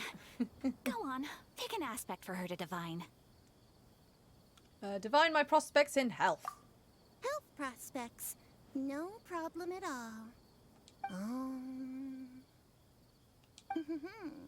The gods have spoken. The truth shall be revealed. We will die tomorrow. Your life shall continue on for many tens of thousands of years. Impossible. I'm a completely normal human being and a member of Tavad, a member of this nation. I live here. It's fine. I'm not from a different world. Who thought this was a good idea? Harut, Marut, did you two spoil my divination? I've never read a fortune so absurd. Yeah, like Nahida's either here like, I knew all this already, or she's like, wait, what the fuck? Actually, Paimon thinks this is probably the most accurate fortune telling you've ever done. I admit that the orientation of today's celestial matrix is suboptimal. As such, there will be no charge. Is that so? Well, that can't be helped. If you were to bring some food offerings for Harut and Marut on your next visit, perhaps they could help you reverse the wheels of fate.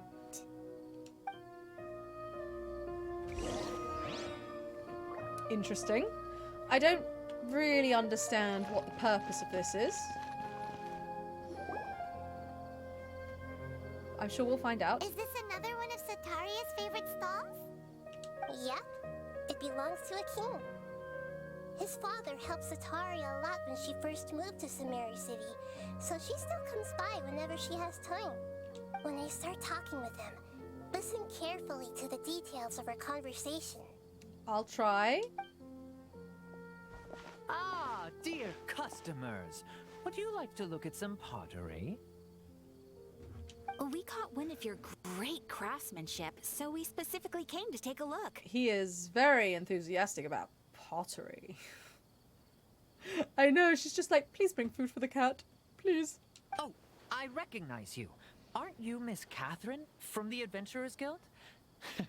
Sounds like I'm in for some big business. Let's face it, she probably doesn't have any money. None of the Archons seem to have any concept of money. Speaking of, where did you learn this trade? Including the one whose name is literally Morax.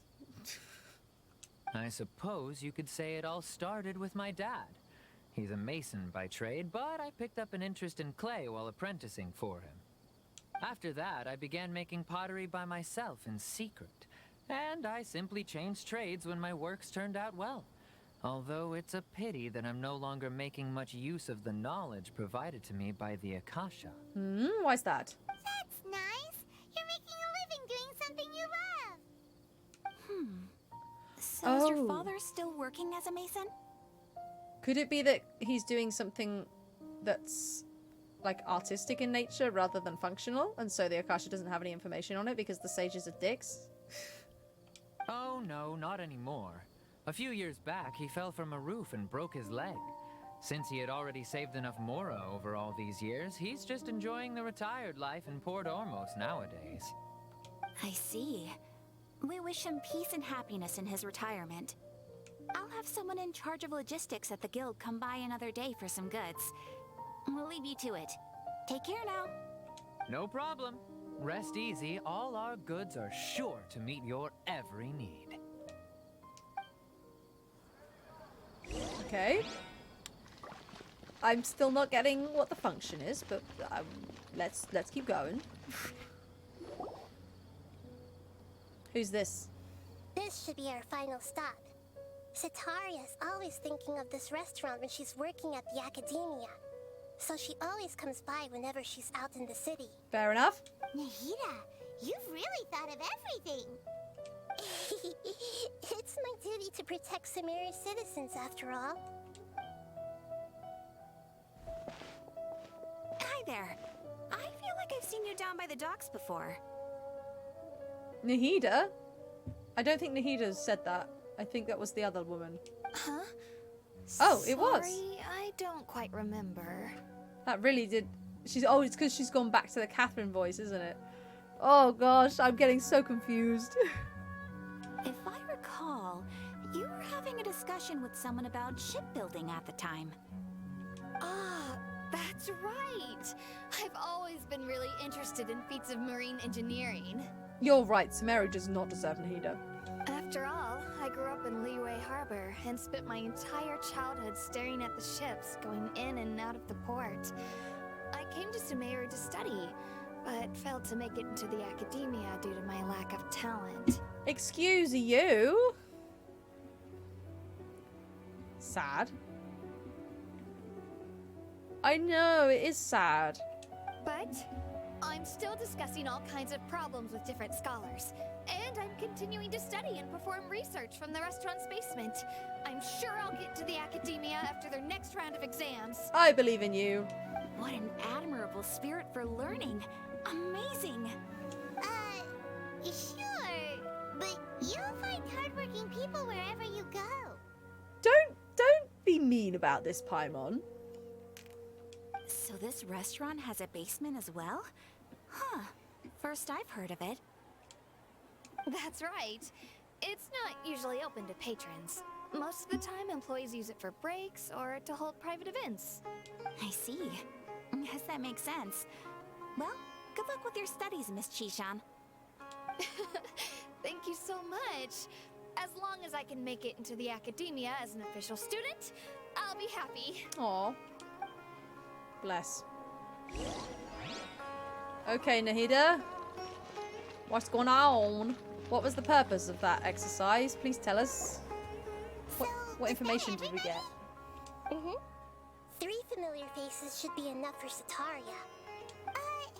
What's the point of all the information we've collected? Nahida, you still haven't told us how you're planning to make Sitaria face her problems. I'm with Paimon for once. Sitaria is already used to avoiding her problems, so we must find a way to break through her usual sensibilities. I remember you mentioned that the Eremites in Port Ormuz are all making a fuss about the upcoming resurrection of King Deshret. Upcoming resurrection of King Desret is not something to just casually drop into a sentence. Like, is he actually going to be resurrected, or is this like a symbolic thing? What? Although it's all just a boatload of nonsense, the fate of her homeland may turn out to be Sitaria's soft spot. Okay, it's just nonsense, but they believe it. We're talking about gods here. Gods work, generally speaking, and I know this is maybe not exactly how the law works in this world, in Genshin world, but most of the time, gods work on how, like, on belief. If all these people believe it, it will happen. Oh, Paimon gets it now! You want to take advantage of the guilt Sitaria feels about her homeland. Although she knows she should return home to help the people of the desert, all she's done is conspire with the sages. I can just say, it's a real good thing that Nahida is kind-hearted, or we would all be in trouble. If King Deshret were to criticize Sitaria's actions... So, how Deshret is long gone, and Sitaria is also too smart to fall for any simple tricks. If we simply engaged her under the guise of King Deshret's believers, she would definitely be wary of us, and we may not get anywhere. But if we were to borrow some of her close acquaintances to talk with her, her reaction would probably be very different. Are you up for possession now? So, you mean you're going to possess those people we just talked to? I thought we weren't involving innocent people. Yep. Possess them through the Akasha. Imply they've already converted to the faith of King Deshret, and then convey our made-up will of King Deshret. As long as everything goes smoothly, we'll get through to Sitaria for sure. She'll never guess that we had anything to do with it. I can see a lot of potential fallout from this plan, Nahida. There are some big consequences when a god is killed. I'll have to do that story quest at some point. Ah, so that's how you're going to use all the info we collected on these people. It's so that you won't slip up and break form. Possessing them will only work if you can manage to pass off as them. Exactly. So, best of luck with impersonating them. I knew this was gonna come. Huh? Best of luck? What? We don't know how to possess anyone. That's no problem at all. I'll just share all their senses with you once I've possessed them. As long as you're also wearing an Akasha terminal, the effect will basically be as if you've possessed them yourself. Why do I have to do this? Huh. That is pretty convenient. But why does she have to do this? Can't you do it yourself? My question exactly. Although I've been observing humans for a while, I've never been good at imitating them. You're not wrong. It's always been painfully obvious whenever you try to pass as Catherine. I'll try my best. If it was at all possible, I would have preferred to leave these people alone. But seeing how things are now, I probably should just accept it and push on. Interesting. Yeah, don't beat yourself up over it. We're only doing this to help everyone, and we'll only be borrowing them for a little while anyway. The ends justify the means, after all, Nahida. This is definitely not a dark path that she could end up going down. Alright, then let's give it a go tomorrow afternoon. I saw a spin disc thing over there. Radiant spin crystal. There it is. I'll have that. Thank you. Right, what am I doing? Wait until the following afternoon. Sure. Ah, I did the wrong one again. Ah. There we go. Achievement? What did I get? Oh, wake from the Sub-Zero Samsara. Nice. And complete the Mourn 1,000 Roses Rings. Lovely.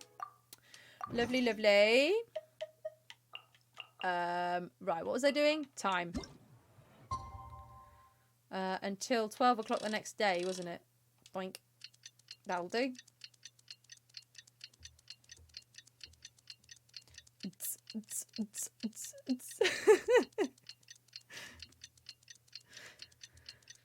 Waiting for the clock. There we go. It's the next day. What am I doing? Go to the market and carry out Nahida's plan. I will do my best. How? Here she comes. Oh, here she comes. Satori is here. Let's quietly follow her.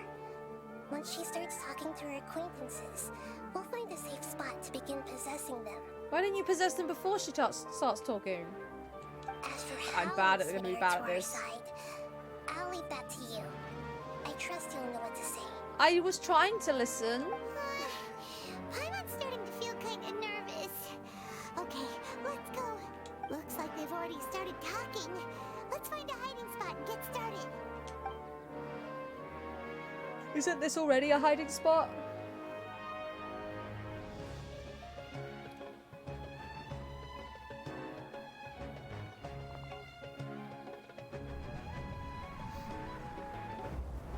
Magical possession. Boink. Oh my god, the eyes! How is this not obvious? You really can't force anything when it comes to love. And besides, everyone around me has a very different background and outlook. This is so, like, obvious. Are you still listening to me, Nabia? Oh, of course I'm listening. You were talking about troubles with your love life, right? I heard everything you said. Okay then. You just seemed a little distracted for a moment there. Oh, the cats. Strange. Your cats seem pretty worked up. Is something wrong? Yeah, the cats know. They have like 7 senses or something mad. I always thought they were quiet, happy kitties. Oh, what are their names again? Easy. Harriet and Marriott. Ah, that's right. They are just little darlings, aren't they? Harut and Marut. So, which fortune do you want me to read for you today? You must have come for another echo of the divine voice of wisdom. I'd like to get another reading on my love prospects, but to be perfectly honest with you, I feel like I've been a real mess recently. A mess? Oh.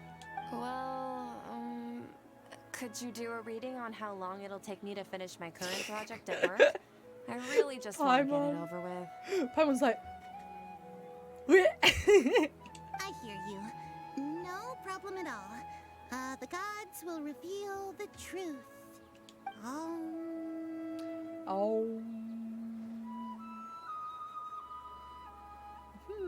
Ah, the gods have spoken. The gods are asking, Sitaria, why haven't you gone home? Why haven't I gone home? Do the gods really know everything I've been thinking about? Sitaria, why don't you just go home? It's a demand now instead of a question. Oh, the gods seem to be truly upset. Wow, this is so, like, manipulative. I'm sorry. I know I failed the gods.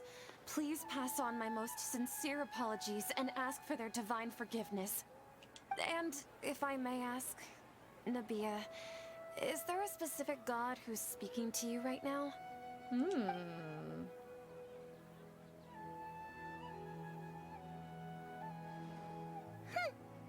What an inconsiderate and naive question.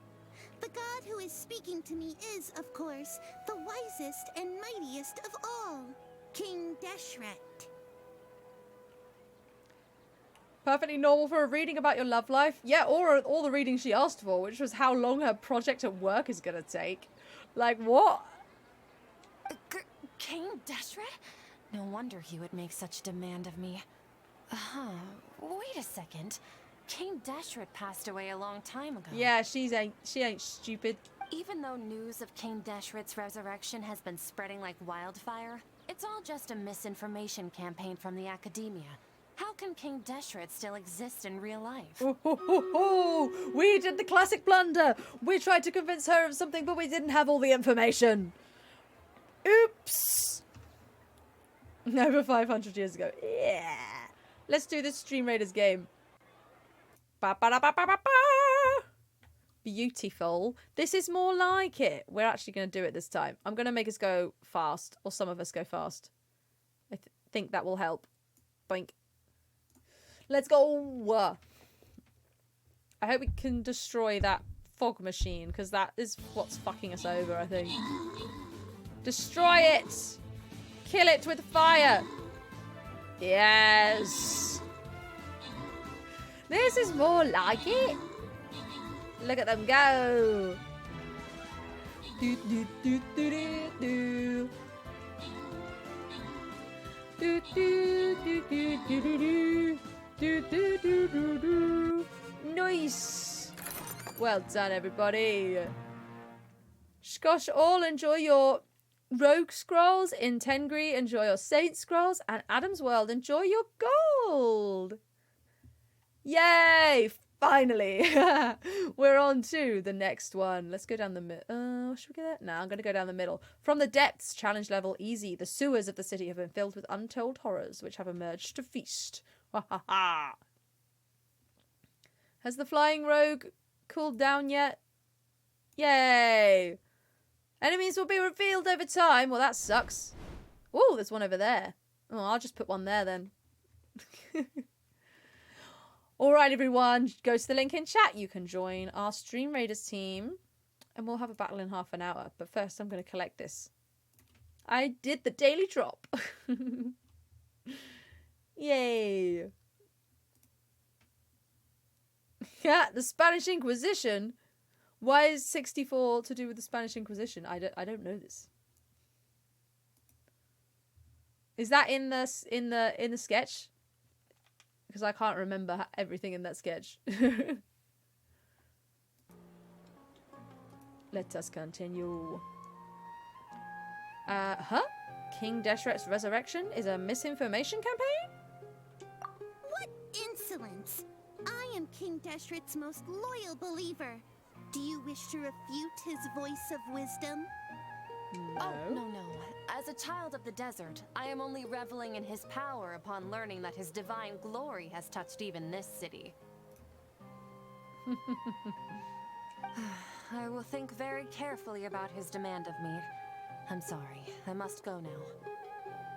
If he's got a demand of you and you believe in him, then you should just go. Wait! She isn't waiting. Oh, she is.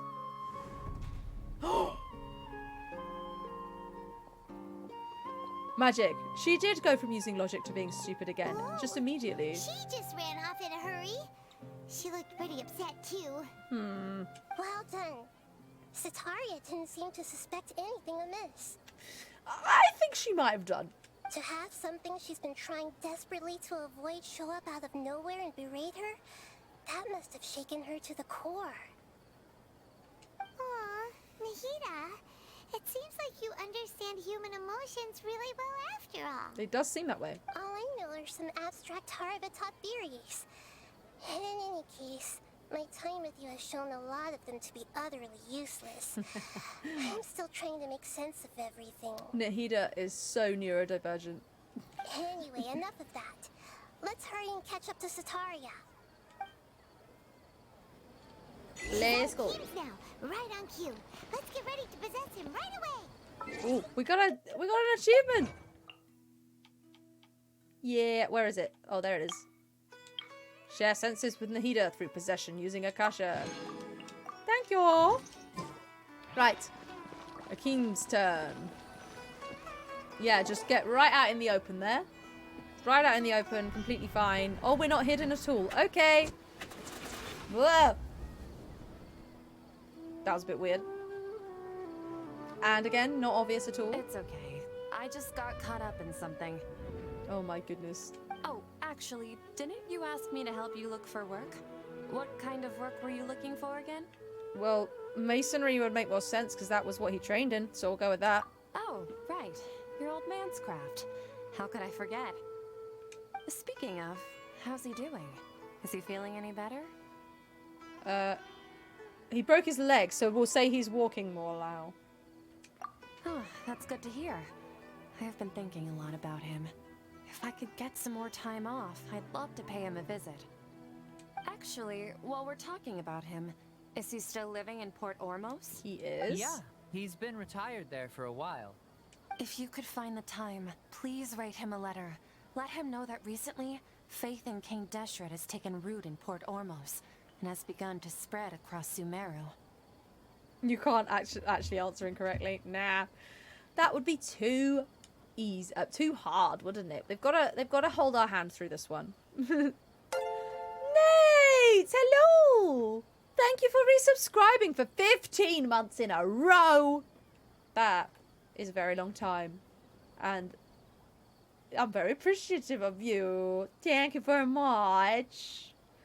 How are you doing? Late Nate. Yep, Late Nate is here. He has a quick temper, and has always been a devout follower of the Dendro Archon. I don't want him to get into a fight with those King Deshret believers because of a difference in beliefs. Oh? So, who are you siding with in all of this? The Academia or King Deshret? Hey, hey, hey! How is your Wednesday, Nate? I'm so jealous of you. You were born a child of the desert, yet you chose to betray King Deshret, and now you spend all your time with those crooks from the Academia. We're doing the incredibly ethically sound mind control. Yes. Akeem, you don't mean you've also become a believer of King Deshret? What's so strange about becoming a believer of the wise King Deshret? In fact, aren't you the strange one? The one who still can't pick a side? This is so mean. Can't pick a side? Me? Whoa! Paimon had no idea you'd be so good at this. I'm an improviser. I wasn't too harsh, was I? You really zeroed in on the issue and put it right in front of her. It might feel a bit overwhelming for Sataria. But once everything is over, I'll be sure to pay her a visit to her mind and explain everything. Oh my god. Anyway, let's keep going. What's the purpose of this if you're going to explain everything afterwards? Just explain everything in the first place and save her the anguish. Oh my goodness. I'm not happy with this, I'm not going to lie. Come on! Sataria's already started talking with Shisha. Okay. Third time's the charm. So, Shishan, have you noticed anything weird in the city lately?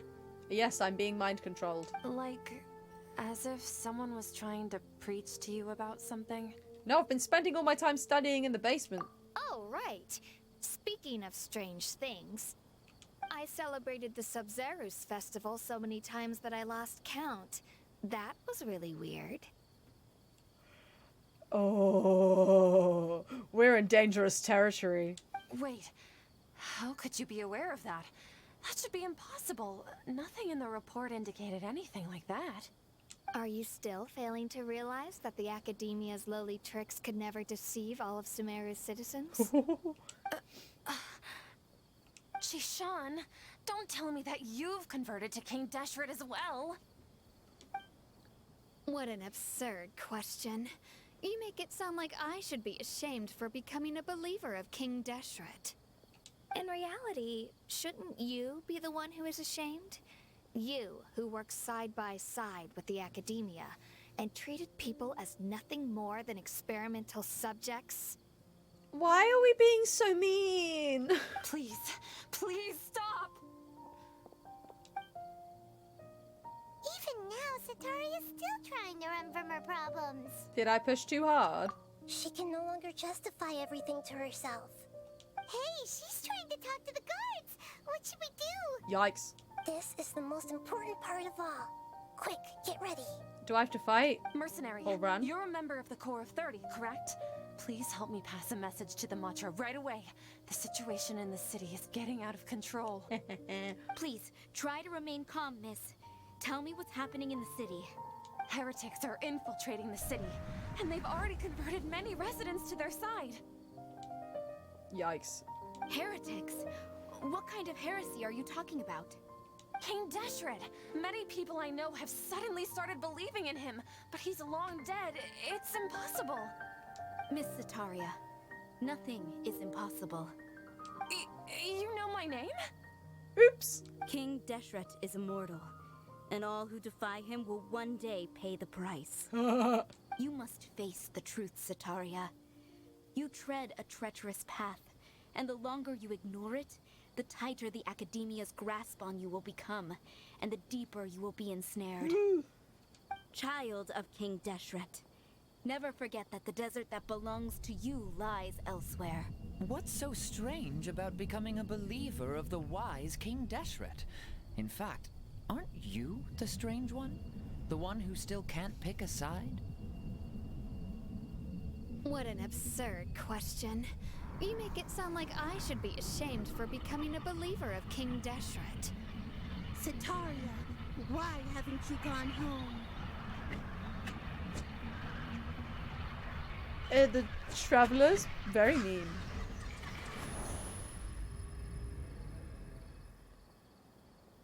How do you feel now, traveler? You've reduced a woman to sobbing on the floor.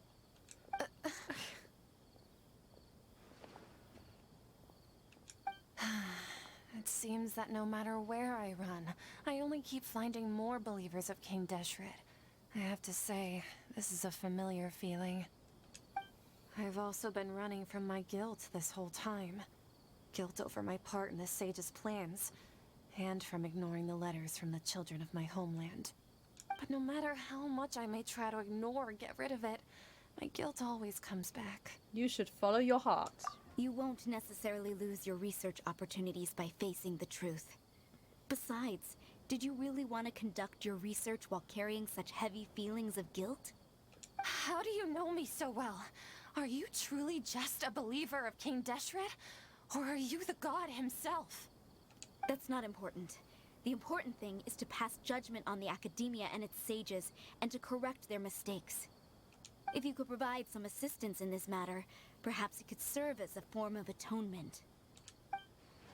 I've actually never believed in the gods, but I've always believed in serendipity. Your appearance must be a fated opportunity for me to get out of this wretched situation. Ugh. You know, I think we might be getting where we wanted to get, but I'm not proud of how we got here. Please tell me, what can I do for you? Great, we finally convinced her. Yeah, what morality? It's totally fine. How much do you know about the sage's current activities? Hello, Cinnamog. Welcome in. How are you doing? You do still exist, and that is good to know. We love the fact that you exist. How is your Wednesday? How have you been? I was just one of the designers for the masked dream harvest scheme, which is what happened around the Sub-Zero's festival. But I know very little about the full scope of the overall project. I'd assume that only staff with the highest clearance would have access to those confidential documents. I've just been working to meet the Grand Sage's specified requirements. However, there's something that's been really bothering me. I heard that a scholar who was previously expelled has returned to the city, and even the sages are still quite wary of him. Ah, an outcast that even the sages are still wary of. To fight against the academia, we will need to figure out the nature and the purpose of their work. Is there a way for us to get access to the confidential documents you mentioned? Slightly tiring if you've had a bit of a cold. I feel that. I think I'm getting a cough, and I'm trying very hard to not get a cough. But I feel like it's creeping up on me. But I'm glad it's good anyway. It should be possible if we're willing to take some risks. After all, I'm an assistant to the Grand Sage, and I've been working on many tasks outside of the project. One thing, though, I won't be able to transfer the documents to you through the Akasha once I get my hands on them. The sages have always closely monitored all activities within the Akasha. Let me see. Let's use the most primitive method. Send someone to pick up the documents tomorrow evening at the Academia entrance. I love her thought process. How could I possibly do this if I can't send the documents over the internet? Oh! I can give it to you in person. The Academia entrance. Wouldn't that be too conspicuous? Don't worry about that. I assure you, this won't be a trap. I'm only suggesting this location because it'll draw more scrutiny for me to leave the Academia again. It'll be safest for me to distract the guards long enough to hand you the documents. You know when I said I think I'm getting a cough? You know when you get like a tickly cough and it just like appears and you're like drinking water, like go away? That's this bitch.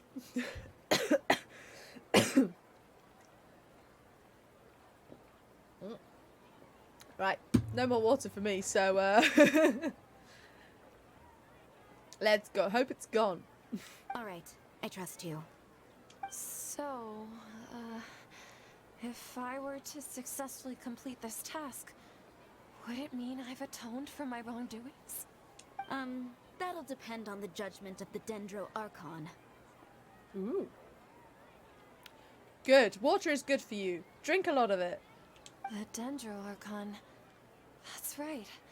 Her people are the ones we have endangered. As the god of wisdom, she's also the one responsible for judging and guiding the scholars. Maybe it's time for me to find a god to believe in. Just as Nahida predicted, we've managed to bring Sataria to our side. Yeah. And it's completely morally sound. The Traveler's execution was ingenious. She's the one who deserves all the praise. Turns out the Traveler is a great actor. Well, now that we've made plans to meet again tomorrow evening, all we can do is pray for Sataria's mission to go off without a hitch. Oh, sore throat but not a cough. Oh, yeah. Body freezing and your head far too hot. Oh, dear. that is possibly signs of a fever, so that might be more than a cold. So look after yourself, Cinnamog. Drink lots of water, have lots of rest. If you do have a fever, and this is the thing that when you have a fever, because you feel cold, but you need to cool yourself down because you're actually hot, and it's not comfortable. So there's that too. But please look after yourself. We don't want you to be ill. Pray? But if we're going to pray to the gods, aren't we just praying to you? God of wisdom and guardian of the scholars? No. The truth is the true guardian of scholars. I've always believed that.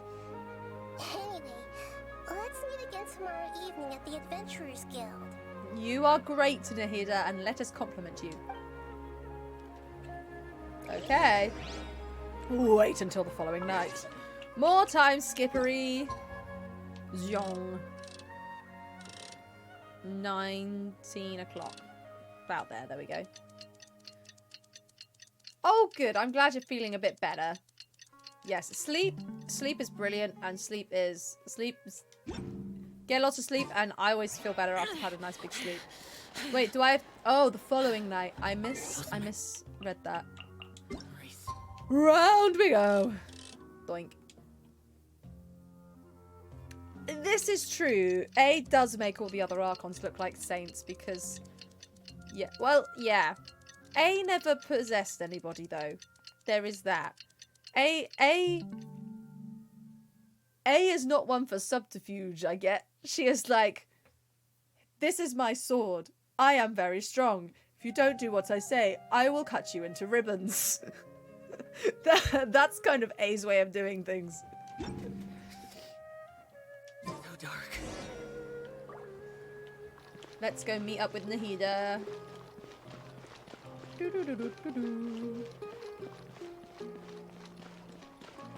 Hello.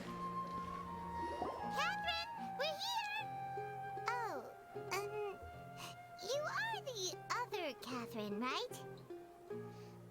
Yeah, A is straight up hostile. You are correct. That's right. I suppose I'm the other Catherine in your mind. Can't we just call her Nahida? Shh! We're on a secret mission tonight, so we need to protect Catherine's identity. Yep, Paimon's right. We cannot fully rule out the chance that the meetup tonight is just a trap. If something were to happen, my existence may be the only trump card we'll be able to play. After all, the academia should still be unable to confirm the existence of my consciousness in the outside world. Yep, exactly. Just what Paimon was thinking. I'm assuming that none of the sages are watching her while she's trapped away, right? Hello, Nobita! I am good. How are you? How was your Wednesday? Our current objective, I'm not gonna lie, it's not 100% clear in my life. Yeah, I don't know what my current objective is in my life. Nobody knows. Who knows? But in the game. Yeah, so the sages, who are the people that basically run this nation, they are the government, did some sort of freaky-deaky experiment where they basically put everyone to sleep so that they could harvest their dreams, and we had some sort of Groundhog Day where we had to live the same dream over and over again. We got out of that, thankfully, because if we hadn't, everyone would have died. And so now I think we're trying to figure out why the sages did that, and I think we're trying to figure out what their plan is and trying to stop them. They are indeed the corrupt government. This is true. And so to do that, we've possessed people in order to convince one of the sage's assistants to help us. And we've done that in a completely ethically and morally sound way that did not reduce her to tears. And now we're going to meet her to get some documents for evidence or something. I think that's what's going on. Somebody can correct me if I am wrong. Anyway, enough about that. Let's just make sure to be on our guard. Speaking of which, don't you feel like something is off? Yeah, exactly. We're doing morally dubious things to sort out morally dubious things. You're correct. Off? What do you feel is off? It's just a little too quiet around here. Dun dun dun. It's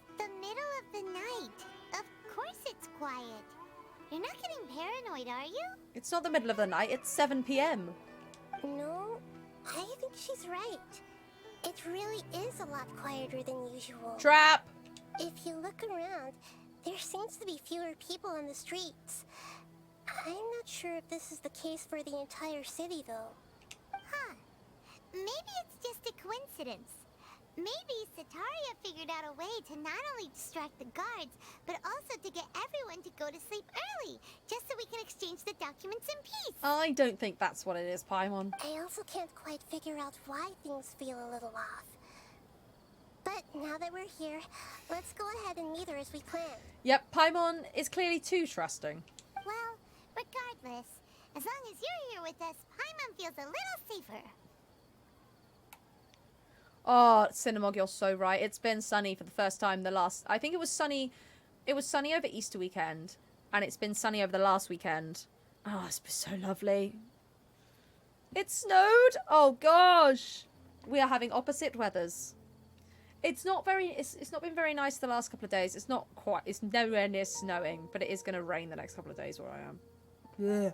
But we have had a little tiny bit of sun.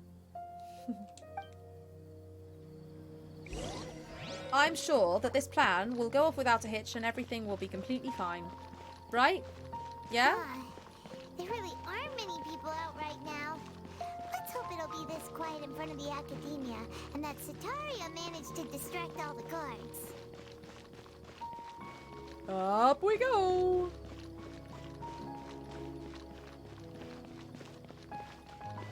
Oh yes, sludgy snow is disgusting. Like, if you've got nice fun snow, then that is still a little bit fun. But, oh, the sludge. Oh, I can't deal with it. No. Yeah, nothing wrong at all. This is completely normal and fine. Everything is cool. Everything is fine. This is totally fine. Nothing to worry about.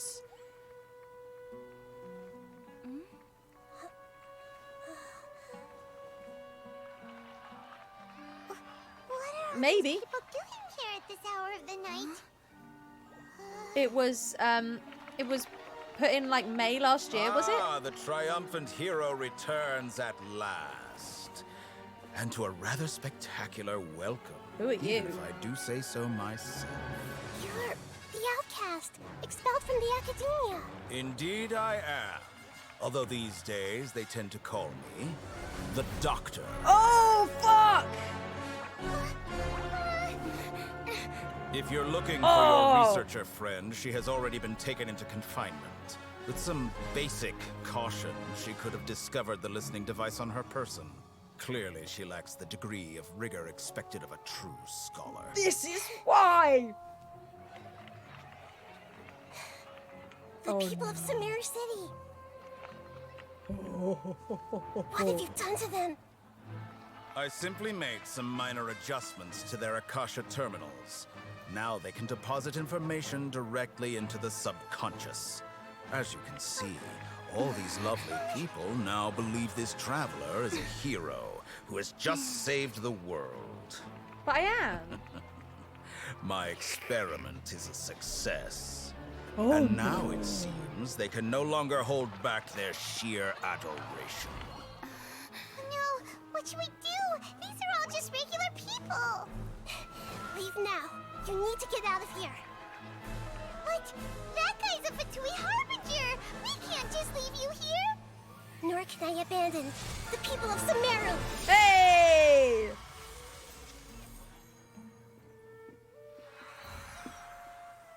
She said it. Trump card. She said it.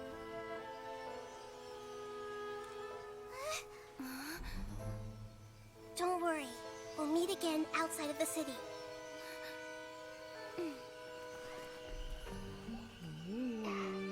I see.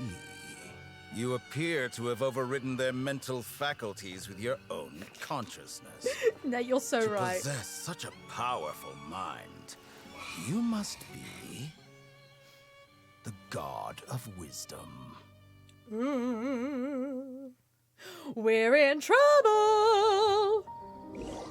We're in trouble. Oh no. It's fine. It's fine.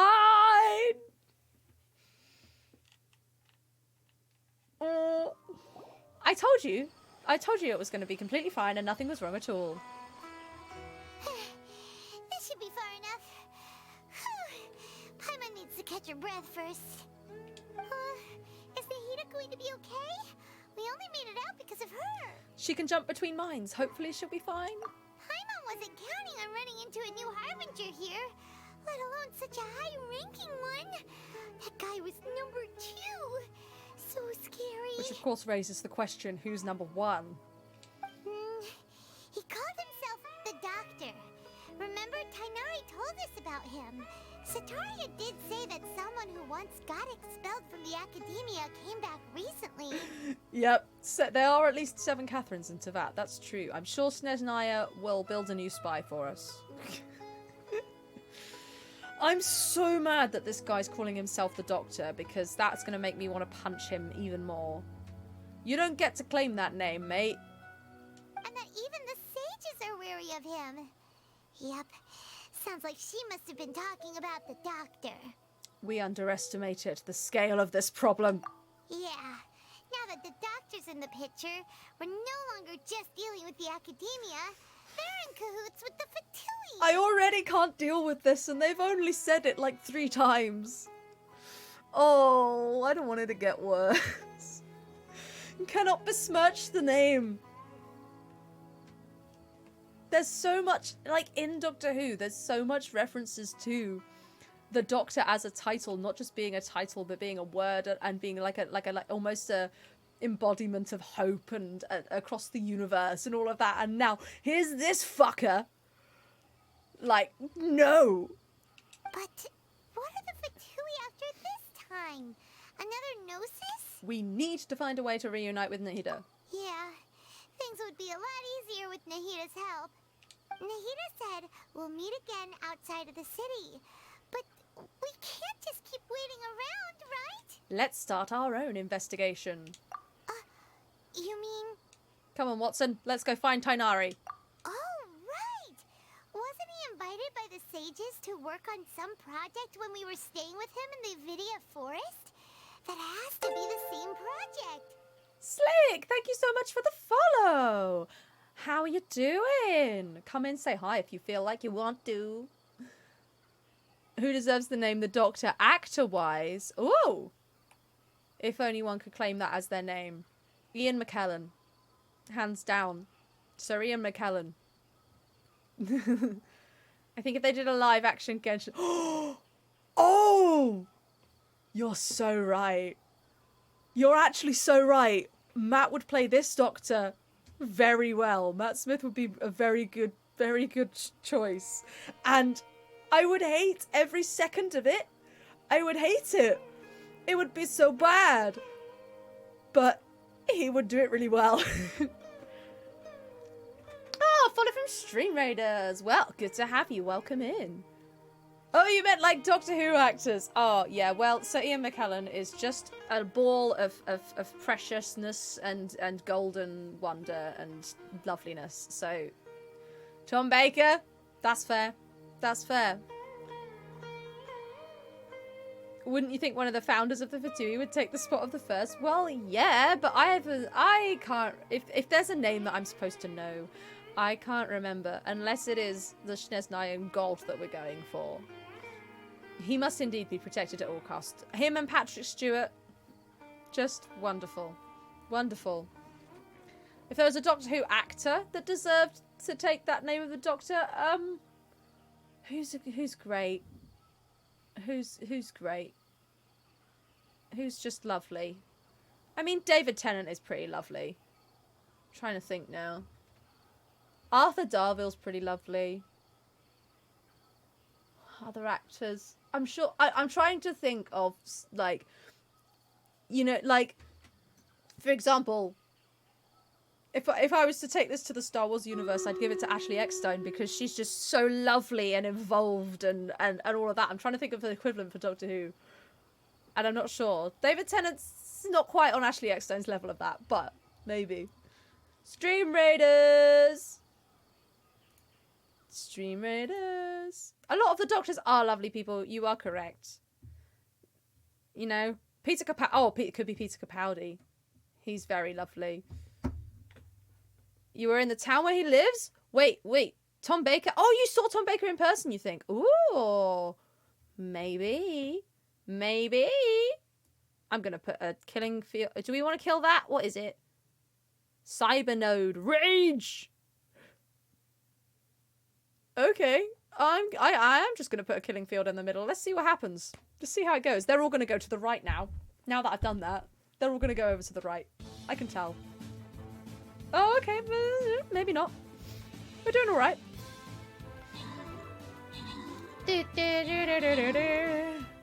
Oh, I would love to meet Matt Smith as well. Yes, honestly, like, David Tennant, subjectively. No, objectively. I got them round the wrong way. Objectively, David Tennant is the best Doctor. I can appreciate this. However, I was, like, 10, 11-ish, around that age. When David Tennant was the Doctor, I was a mid to late teenager when Matt Smith was the Doctor, and therefore, Matt Smith is my Doctor, and I love him. Also, he said that he specifically played the Doctor as asexual, and I was like, yes! Yes! It's brilliant. You watch it back after hearing that, and, like, I've said this to people before, and they've gone, but Matt Smith's Doctor always, like, goes on about how sexy the TARDIS is, and I'm like, yeah, the TARDIS, an inanimate object. And they're like, oh, but River Song, and I'm like, you've just got to watch Matt Smith's Doctor try and flirt. And he's like, he's doing it, he's like, this is what I'm supposed to do to flirt with someone, I guess.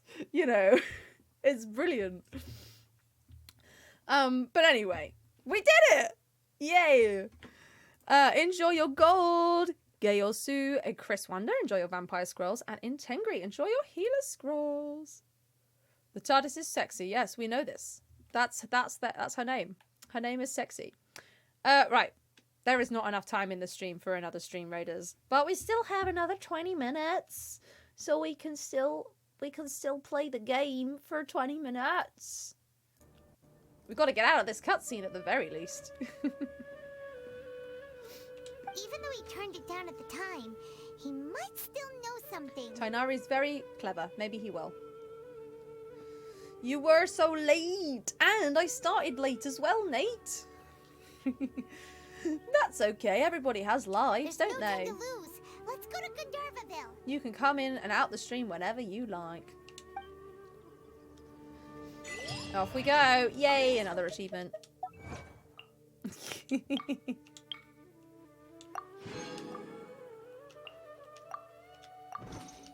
Oh yeah, I forgot, of course. Nate, how dare you? You're the only mod here for the minute. Not doing your modding duties, how dare! Oh, the same ad again? Disgusting. Disgusting. Right, back to Gandharvaville. Is this one... I think this one is the closest one. Let's go find Tainari. What's the betting that we find Tainari and we go, hey Tainari, what do you know about this? And he goes, I don't know. I still couldn't find that, whatchamacallit, Dendroculus. Where am I going? Over there. Okay. Boing.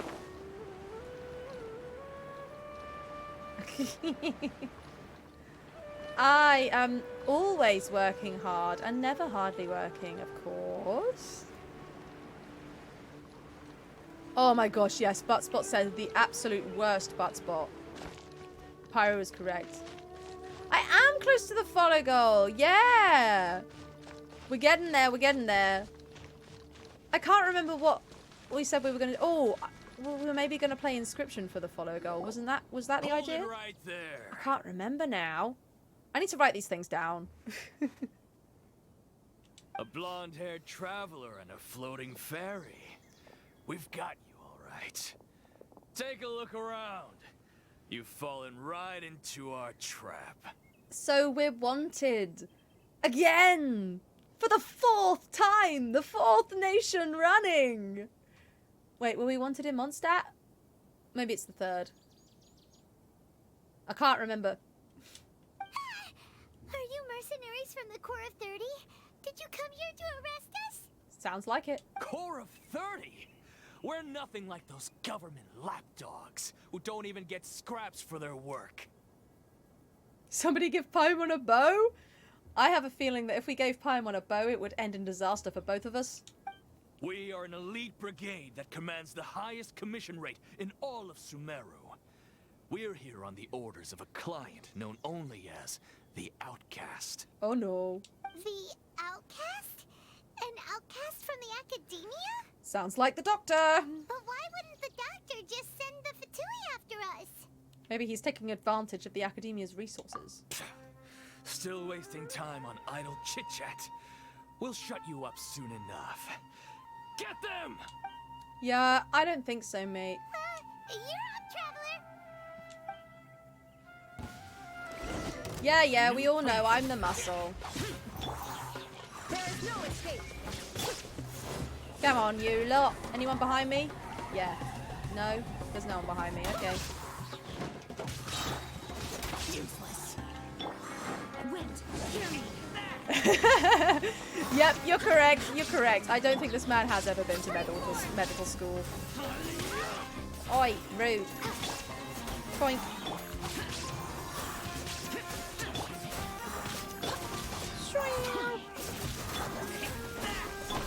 Inazuma shines eternal. I like this music. This is cool. Dang. Yeah, casually playing Cookie Clicker. Yeah, this ain't much of a trap, I'm afraid, you guys, because you're getting crashed. Zhao, how dare you? How dare you crash the sound again? It's always Zhao. It's always Zhao and his plunge attack. Boing. I swear by my sword. Yeah, well, this is all music for Sumeru, so the music would be the same if we went back to one of the other places. Illusion shattered! Scatter! Baha! Here comes reinforcements! Reinforcements? Really? You do know how to treat a girl, don't you? Go into the branch. Boink. Ah! Woo. It is indeed a vibe. I agree. Oh, what are you doing, Zhao? No. Well, yeah, no. I mean, the music that is kind of, they're trying to sort of make the music fit with the areas, aren't they? Jean is so much fun. Boink. I honestly, it took me so long to remember that I could do this. Oh no, that I could hold it down. Like, I forgot that it was a thing, and then I got the constellation. That was pretty rough. Is that what elite mercenaries are like? And her first constellation is like increasing the damage when you hold it down, and I was like, oh yeah, shit, I can do that. A butt evening. Oh, wow. Thank you for dropping in, Cinemog. See you soon. A butt evening. Yes, I hope everybody has a butt evening. Have a good day. Or evening, I guess. It's quite late now. It probably won't be long before we see more of them. Yeah, looks like we'll have to keep our guards up. But this doctor guy seems like a pretty tough opponent. He knew exactly where to set up an ambush. Did he predict that we would try to find Tainari? Yeah, he's very clever. Going up against smart people is tough. Anyway, let's keep going. Do you know why going up against smart people is tough, Paimon? Because we're fucking dumb. That's why. We're not smart. The Traveler is not that smart. And Paimon is very not smart. Nate, you're so right. Our guards? Do you mean my guard? My guard? Because I'm basically Paimon's bodyguard at this point, right? That's the way this works. Rainforest is the best place to live. this way. Oh, let's not walk off the path. You know, find Tainari. Is he up here? I bet he's up here. No. Tainari! Where you at? Down there. Up. Well, Cole's here. Ah. Oh, it's the Traveler and Paimon. What are you two doing back here? Cole! It's nice to see you again. Are you doing alright? To be honest, I'm not doing too well. My Elazar has been progressing at a faster rate lately. I'm finding it harder to complete more intricate tasks. Cole! As a result, Master Tainari is taking me off the patrol schedule. He will only allow me to stay here and coordinate other people's tasks. Oh, Cole! It seems that curing Irminsul is our only chance. Speaking of Tainari, did he go off on patrol? We're here to talk to him. Oh, Master Tainari? He just left the Avidia Forest a little while ago. He was headed to Party's DI. Where's that? He left? But isn't Tainari always saying that he never wants to leave the Avidia Forest? He even turned down the Sage's invitation. Yeah. I thought it was weird too. Master Tainari always prioritizes his work as a forest watcher above everything. He almost never leaves his post. He left in a hurry this time though. He didn't give a reason? No, I only found out that he left through a message he left behind. He also made sure to delegate all his tasks using a schedule. So he definitely planned to leave, although it was quite quick. To leave in such a hurry? I'd guess he had something urgent to take care of. Master Tainari originally studied in the Amorta Darshan of the Academia, and Partis DI is something like the Amorta's research base. Many rare shrubs and grasses have been planted there for research. I know that before he became a forest watcher, Master Tainari once spent a long time conducting research at Partis DI. A research base, huh? Gotta wonder what kind of research Tainari just decided to work on all of a sudden. Yeah, I have a feeling it's not, maybe not quite that. Or maybe it is, and it's just incredibly important. Oh, we don't have a lot of time, so let's go look for him at Party's DI. Let's go. Please take care of yourself, Cole. Don't worry, I'm fine. I'm used to living with Elazar by now. If you run into Master Tainari, please send him my regards. Got it. Will do. See you later, Kale. Bye, Kale. Oh, here we go again. Well, unspaghettifying time. I have a mighty need to study. Oh, well, it's the end of stream anyway, so that's worked out quite well. Because that'll mean that I can do that quest off stream. But hey, we've reached the end. Thank you for joining me, everybody. I'm glad that we got out of the time loop because that was starting to piss me off. Special thank yous today go to Nate Scott Jones for resubscribing for 1 month at tier 1. They've been, I can't read, for 15 months. That's what I meant to say. Thank you so much. And also to Slick3515 for the follow. Welcome to the madness. If you don't already know, my name is Chloe. I stream on Wednesdays, Fridays, and Sundays at 2 p.m.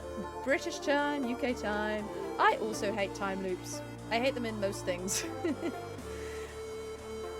This week, slightly different because I'm still at work. We'll be streaming Saturday and Sunday. Saturday at 3 p.m, Sunday at 2 p.m. Saturday will be our carried over Chaos Friday from last week, where the subscribers picked the game. I think it was Genshin, though. If any of you subscribers haven't voted in the last week's one, because I didn't do it last week, go and vote. Maybe you'll swing it. There's only 2 votes, actually, so you probably will. But yes, there are many ways you can support the stream.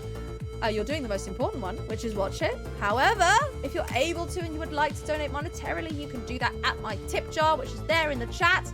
That's the best way to support the stream. All of that money goes right back into making the stream better and gorgeous for you to look at and listen to.